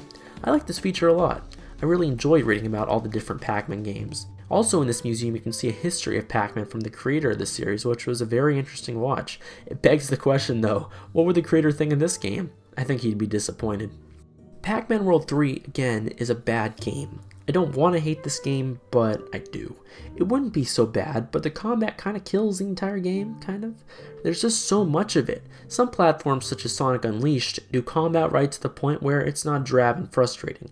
However, Pac-Man World 3 is not one of those games. I struggle to even call this game a platformer due to half the time you aren't even platforming.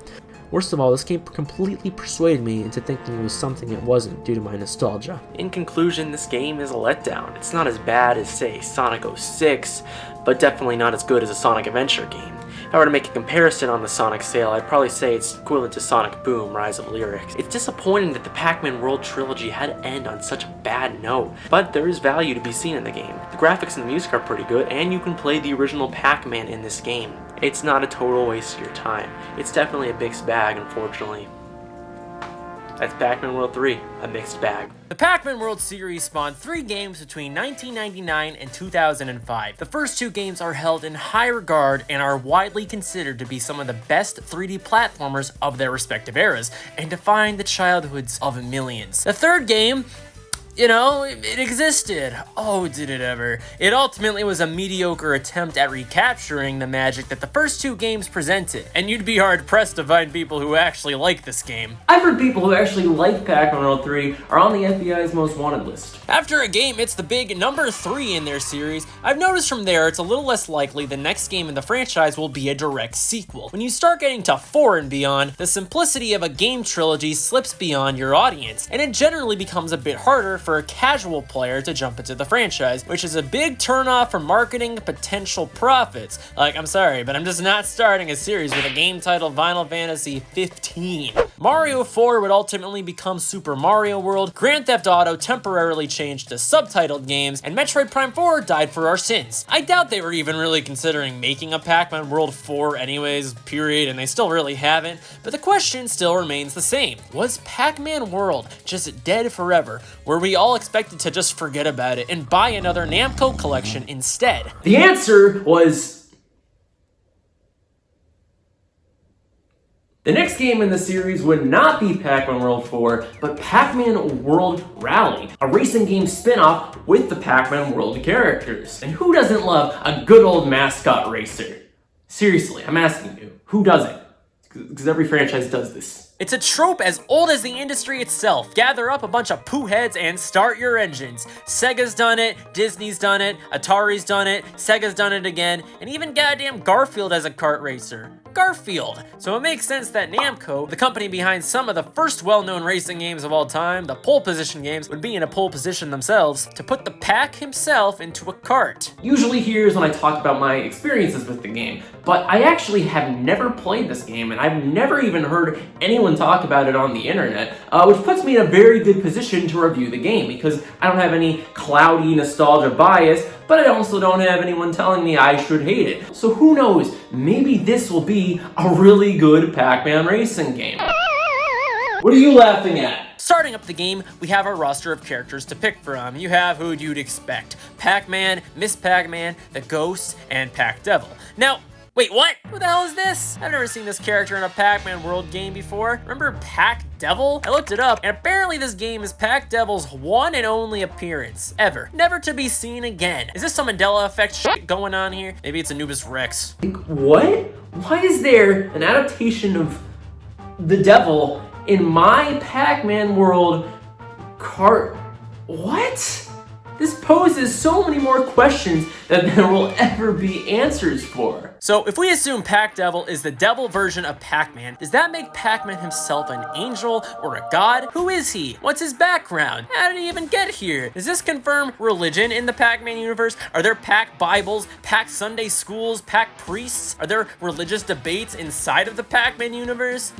I think we started from 2 Pac-Mans eating food in a field. No, I don't actually agree with that. In general, this game seems to have some sort of bizarre obsession with Christianity. There's a church in one racetrack, and there's a mechanic where an angel and devil sit over your shoulder and protect you from items. Hey, you should title your video Pac-Man World 2 is a great game. You should title your video Pac-Man World 2 isn't as good as you remember. The thing I can't accept about Pac-Devil is that this is literally his one and only appearance. As said, Pac-Devil literally never appears in another game in the franchise's history. And I checked a scan in the manual, hoping for some sort of explanation, but there's really nothing about him out there. Now, does this really matter at the end of the day?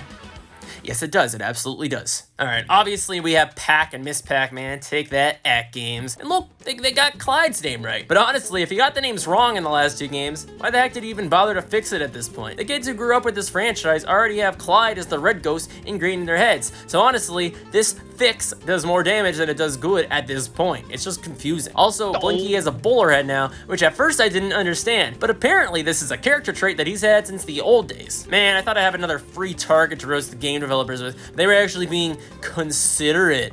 You win this one, guys. You can say a lot about kart racers, but they undeniably live or die by how good or bad their racetracks are. In my opinion, Pac-Man World franchise was a great franchise to do a kart racer approach for because of how many ideas they could work with to make a good course. Basically every level, every world theme, yes, even from World 3, have a plethora of ideas that would be downright amazing to race on. The cups are based around Pac-Man fruits. Gee, where'd you get that idea from, Namco? Huh? We're gonna be referencing Mario Kart Double Dash a lot today, just settle in. The first cup is the Cherry Cup. Here we have Cloud Garden, which is based upon ancient Japan. I mean, it's cool, but I don't really see why this isn't a Pac-Man game. It's not like any Pac-Man game that I've seen, at least. The next track is Molten Mountain, which is a generic lava level. Okay, they're not basing these tracks off of the Pac-Man World games, aren't they? Why am I reviewing this? Alrighty, let's discuss this. There are 3 tracks that I would, at the very minimum, sort of attribute to the Pac-Man World franchise. The finale of the Grape Cup takes us to Pirate Cove. It's a stretch, but like, maybe this is supposed to be Corsair's Cove, you know, from the first game. Look, there's the sword skeleton enemies. They did it! Halfway through the game, there's one track that has a reference to Pac-Man World. They don't even exist on the track, they're basically just an Easter egg. In fact, thinking about it now, I don't think this is Corsair's Cove. I think I insulted Pac-Man World 1 by even suggesting that. It really just looks like a generic pirate level. Because look at this stuff, man. Jungle Safari? Really? You guys couldn't come up with a better name than that? It's just a generic jungle level with the most stereotypical tropes in a video game. Oh my god, it's dinosaurs and temple runes, ugh! Also, it's designed poorly too. Take notes here, you guys. If you ever play a racing game and the track is designed like a goddamn square, you better turn the game off and run. And the generic levels don't end there. Here we have, oh come on, Ghost Mansion. Yes, that's actually what they call it, Ghost Mansion, with probably the most generic scary tropes I've ever seen to complement that name. Maybe this should have been my Halloween review this year. Get out of the way, Luigi's Mansion. We have a graveyard with pack zombies, a giant spider, a mummy tomb, Frankenstein. Come on, what the hell? This is a disgrace to the Pac-Man World franchise. The idea of having a scary level isn't the problem. The issue is they didn't make any attempt to tie it into the scary levels we already had from the Pac-Man World games. Where's the enemies and scenery from Pac-Man World? Sure, those games were a little bit generic, but it still had charm and personality. It felt like a place that the ghosts were inhabiting, and it was never generic enough where they were resorting to kiddie Halloween tropes like Frankenstein monsters and spiders, and there were a lot of regular Pac-Man ghosts, which there should have been instead of Pac-Man zombies. Like, what the fuck, dude? And what about Pac-Man World 2? Those levels would have been perfect for a racing adaptation. Remember Haunted Boardwalk? This stuff writes itself. It's basically already a racing level. It's an auto-scroller. If you guys wanted to be like Mario Kart, which has had a few boardwalk racing tracks in its day, you guys could have just used this. The hazards also write themselves. Bridges that destruct themselves. I mean, I could go on. But oh no, you don't want to copy Mario Kart here because no boardwalking Double Dash, which is clearly the game you're trying to be, exists. What about the last stage in Pac-Man World 2 before Spooky? Ghost Bayou, which has its own integrated maze. Like, do you see what I mean here? And it might seem like I'm going really far down this rabbit hole, but that's because the generic racetracks with this game are by far the biggest problem for me. Listen, Namco, we have Mario Kart. We have racing games already. The whole charm and appeal to a game like this, when you title it Pac-Man World or Pac-Man at all, is to provide the player references and immersion to that franchise, because otherwise, what purpose does this game even serve? Why is it even in the fucking franchise? And eventually Spooky, the boss of Pac-Man World 2, gets his own course, but it's called Spooky's Castle, and it's not even like based on the character or any of his levels. It's just their excuse to make a medieval level, because in their list of movie stereotypes, they didn't have this one yet, so just throw Spooky on there. Okay, developers, did you guys play Pac-Man World 2? I don't think you did. I did. I played 2 versions of that game and got attacked by a goddamn Twitter mob. What did you do? Where was your suffering? Where was your dedication to the freaking Pac-Man World franchise? Like, I know there's technically an element of medieval times in the opening cutscenes of Pac-Man World 2, but it's so much of a stretch, man. They didn't do it because of that. You're not gonna be able to convince me. When they were going down a checklist and being like, lava, grass level, dinosaurs, oh, we need the stereotypical track theme too. Let's base it off of a 5-second cutscene in the game. Like, no, they didn't. And if it is related, which is a stretch, this was thousands of years ago in universe and should not take place in a modern Pac-Man World game. No, no, no. You know it, I know it, they know it. This was simply a medieval level that they slapped Spooky's name onto. It's offensive and transparent. Witches, dragons, men in armor. What's this transition here? You get flung towards like a potion type of thing, but you just teleport without any animation. It's really jarring. There's no element of Pac-Man here, guys. Like, I'm trying to find something to give you credit for. You could throw this track into any arcade racer that you'd pay like a quarter to play at a Chuck E. Cheese or something. Just like the Mansion track, there are tropes that have been done before in the franchise that they didn't even attempt to cater to. There's an ice level, but instead of basing it off of the ice levels from Pac-Man World 2, they just use it to have Vikings and penguins with bow ties and a Yeti? Really? There's a circus track, Funhouse of Terror, but they didn't base it off of the circus levels from Pac-Man World. It could have been so simple. Too bad the developers probably had never even heard of Pac-Man World when they made this game. Now, to give the developers credit, there is a total of 1 stage that is based off of Pac-Man World. Yup, 1. There's another Pac-Man stage, which we'll get into, but in terms of Pac-Man World specifically, they came up with 1 track which is directly supposed to be from the World games. I spent more time during the writing of the script for this video coming up with Pac-Man World specific ideas for racetracks than the developers did for the entire development of the game. This is none other than Talkman's Factory. This is very clearly based off of the factory levels seen in Pac-Man World. There's similar textures, there's similar hazards, it's clear as day, not just a generic theme. This is supposed to be Pac-Man World 1. I think these robots here are supposed to be based off of the Pac-Man World 3 ones too, maybe, possibly. So whoever designed this stage genuinely seemed to care about the franchise. And it did show, and I am glad this level exists. But it's almost insulting. We could have had stages like this throughout the entire game, but they named this Pac-Man World Rally and gave us 1 callback. And let's discuss this real quick. Let's get this out of the way. I know this game was not called World Rally in Europe. World Rally could just be a generic subtitle that coincidentally also starts with World. But look at the character roster. There's 1 villain from each of the Pac-Man World games. And you might think, well, 1 and 2 were successful, but there's Irwin from Pac-Man World 3, the game that everybody, including people who worked on it, threw in the goddamn trash. There's even Puka as an unlockable character, and Pac-Man Jr. was in World 1 as well. There are 2 courses named after villains, and of course, one of these stages is directly tied to World 1. And while there aren't a lot, there are references to the Pac-Man World games. So even if you think it's unfair to expect this game to be Pac-Man World-based specifically, and just expect it to be Pac-Man, which is undeniably in the title, my point still stands because they still didn't do enough to tie it into the overall franchise. There's many games that would have worked here. There are plenty of maze-based games, plenty of weird side games like Pac-Man 2 and Pac-Land, but they chose to do generic levels instead. So regardless if you think it's fair for me or anyone to pick a part that it's not tied to the World games, it's a moot point because it's not tied into the franchise period. At least not the Pac-Man that I've played. Like, were they just too busy trying to plagiarize Mario Kart Double Dash level ideas? There's a dinosaur track, Canyon Crusade is similar to DK Mountain, Funhouse of Terror is honestly sort of Rainbow Road inspired, and in the last cup of the game, there's a Katamari Damacy reference called King's Course, which is a ripoff of Baby Park with 5 short tracks instead of the usual 3 or 4. And you know, the classic cup is probably the most genuinely creative that this game gets. The very last track of the game is Retro Maze, which is a Pac-Man arcade maze, which is great. I love this. It even shows Pac-Man and Miss Pac-Man playing the arcade game together as it starts. Also in this cup is Galactic Output, based off of Galago, with a really good song, and let's just get this out of the way now. The whole soundtrack is one of the high points of the game. It might even be the best. They did do a good job here, and I've even used some of these songs in previous videos. Unfortunately for the classic cup though, in the GameCube PS2 version, this cup only has 3 tracks as opposed to 4. And the reason for this? They took one of the courses out and put it in the PSP version as an exclusive. I kid you not. This game is the spawn of Pac Devil. This is of course Subterranean Speedway, based off of the Mr. Driller franchise. Looks pretty good.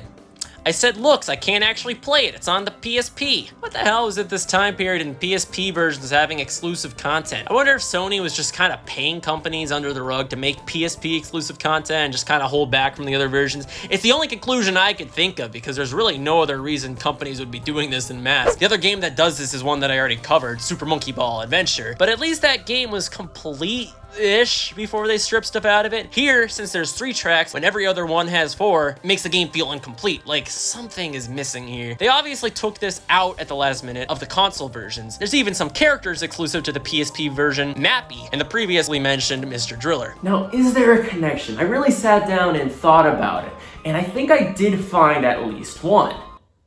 Both games are dog shit.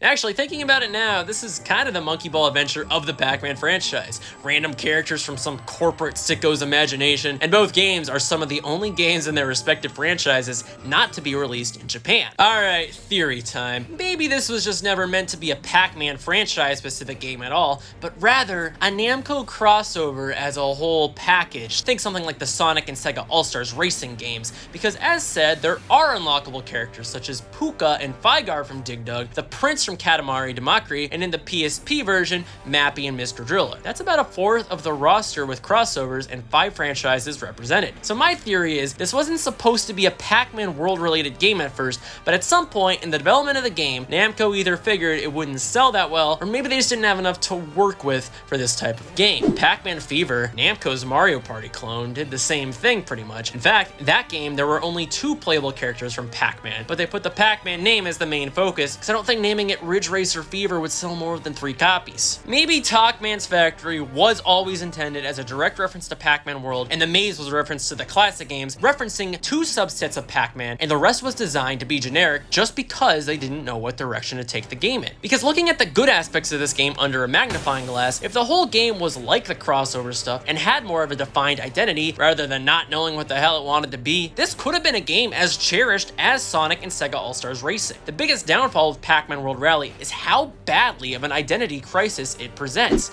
And when you consider how integral the identity is to a franchise racer, it makes it one of, if not the worst Mario Kart clones I've played. Yes, I know this game functions fine, but in terms of personality, it completely misses the marks. And yes, Mario Kart is fun sometimes, but it's also a love letter to the Mario franchise. It's a celebration of the universe of the dozens of successful games that it spans. A tiny bit of that exists in World Rally, and then the other 80% in the game is the most cookie cutter, stock, soulless experience a game like this can possibly offer. And that's a look at the tracks. Now, I haven't spoken about the actual gameplay up to this point that much.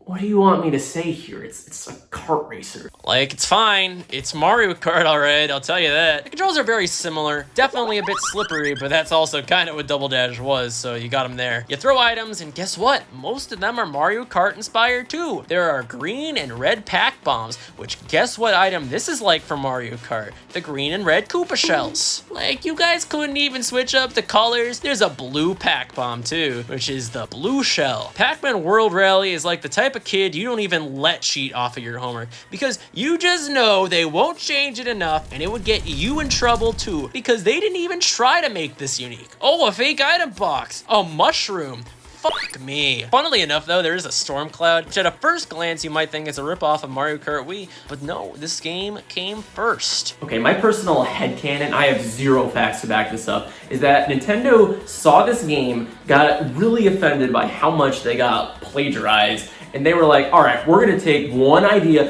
from you, Namco. And as I said, I have no facts to back this up, but like, how did an item just like that end up in Mario Kart Wii? A few things that this game does do differently than Mario Kart Double Dash is that on the tracks, there are Pac dots that charge up a meter, which if you activate, your opponents turn into ghosts, which you then can eat. That's kind of cool, I guess. And another thing I can appreciate is that there are fruits on each specific course. And if you get on one lap, you unlock a mini shortcut on the next lap. And also there's the, yeah, it's pretty much all this game does that's unique. One thing that irritates me, if you get hit by an item while going off a ramp, you're just gonna fall. Yep, that's really goddamn fair. Like, I don't know, how do you not mention Mario Kart when playing this game? It's impossible. I would deliberately have to go out of my way to try to pretend like everything is unique. Like, here guys, it's the Rally Cup, where you play every track in a row. This has never been done before. Actually, this is unique in a way. In a bad way, because each track only has 1 lap now. Why? Why would you do that? I'm genuinely asking why, because I'm at a loss. Like, I don't give a flying heck if it's an option, but why take away the charm of a mode like like this, which is supposed to be a long sit-down marathon. Man, I loved that in Mario Kart Double Dash as a kid. I get that not everyone has time to sit down for an hour and play Pac-Man Racing, those snobs. But again, it's also just like the unique changes I just mentioned, they don't matter. You're not gonna have enough time to fill up your meter, and all the shortcuts are completely irrelevant now, because if it's one lap, you're not gonna be able to get a fruit for the second lap. This game was simply not balanced for one lap per track. Like, I don't know, guys. Am I going crazy? Is this just what happens when you review games on the internet for years? You just kind of become a critical jerk and rain on everyone's parade? Or like, does anyone else, please, just anyone, I'm begging you guys, does anyone else see that this game is flawed? Like, I really, really hope I'm not alone on this one, because I just don't get it. There's also a battle mode, which is probably one of the best parts of the game, although I don't have any friends to play it with, and I imagine that's the real charm of it, but I still get the vibe that this would be quite an addicting experience, and I would have had a blast with it back in the day as a kid. My only complaint is that they didn't add instructions to the side here. What the hell does binge mode mean? If it's your first time playing, you gotta figure it out on your own. I can understand leaving out instructions in the NES era, but text in video games has been common for like a decade now. But whatever, it's a small nitpick really. There's no battle stages, they just took racetracks, but what they did is do a good job blocking off areas of the pre-existing tracks, and you don't really even notice it. There are 5 modes here, and even a new set of items to attack the other racers while playing. Like, alright, this is something that's genuinely unique and good in this game, and I can give you at least some credit. Deathmatch has the players set a defined amount of times that they must defeat each other to win. Free-for-all has a time limit and specifically keeps track of points. Last card standing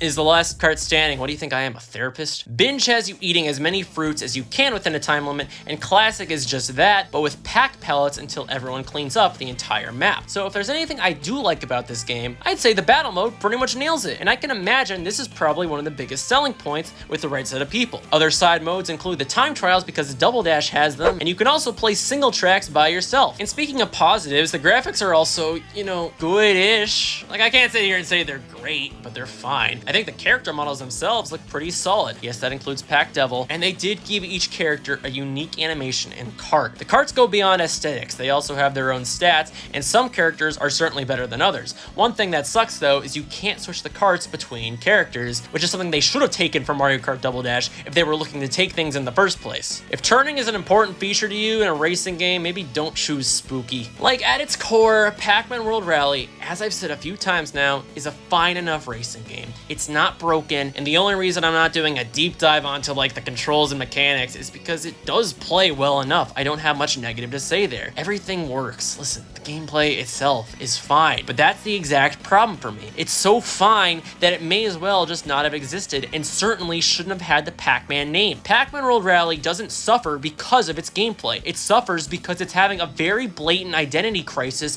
and lack of clear direction, which is glaringly distracting. So once again, I'm asking you the question, why did I include this in the retrospect? And why am I asking you? This is entirely my fault. It's barely a Pac-Man racer. It is by definition and nothing else. They had the opportunity here to make magic happen and write a love letter to a duology of beloved games on top of the love they did give to the other franchises too. To conclude, there's a few great ideas in here. I'm not gonna sit here and say this game is 100% soulless, just like 99%. And that was it for Pac-Man World Rally. Probably one of the most underwhelming games ever released under the Pac-Man name. And whether you count the World Series to end here or with World 3, it doesn't change the fact that this franchise went out with a whimper and not a bang. But in conclusion, it was a good series of platformers for a little bit, and then they got out of track. So yeah, that's the game. Wait, there's a sequel on iOS, and I was just about to go on vacation.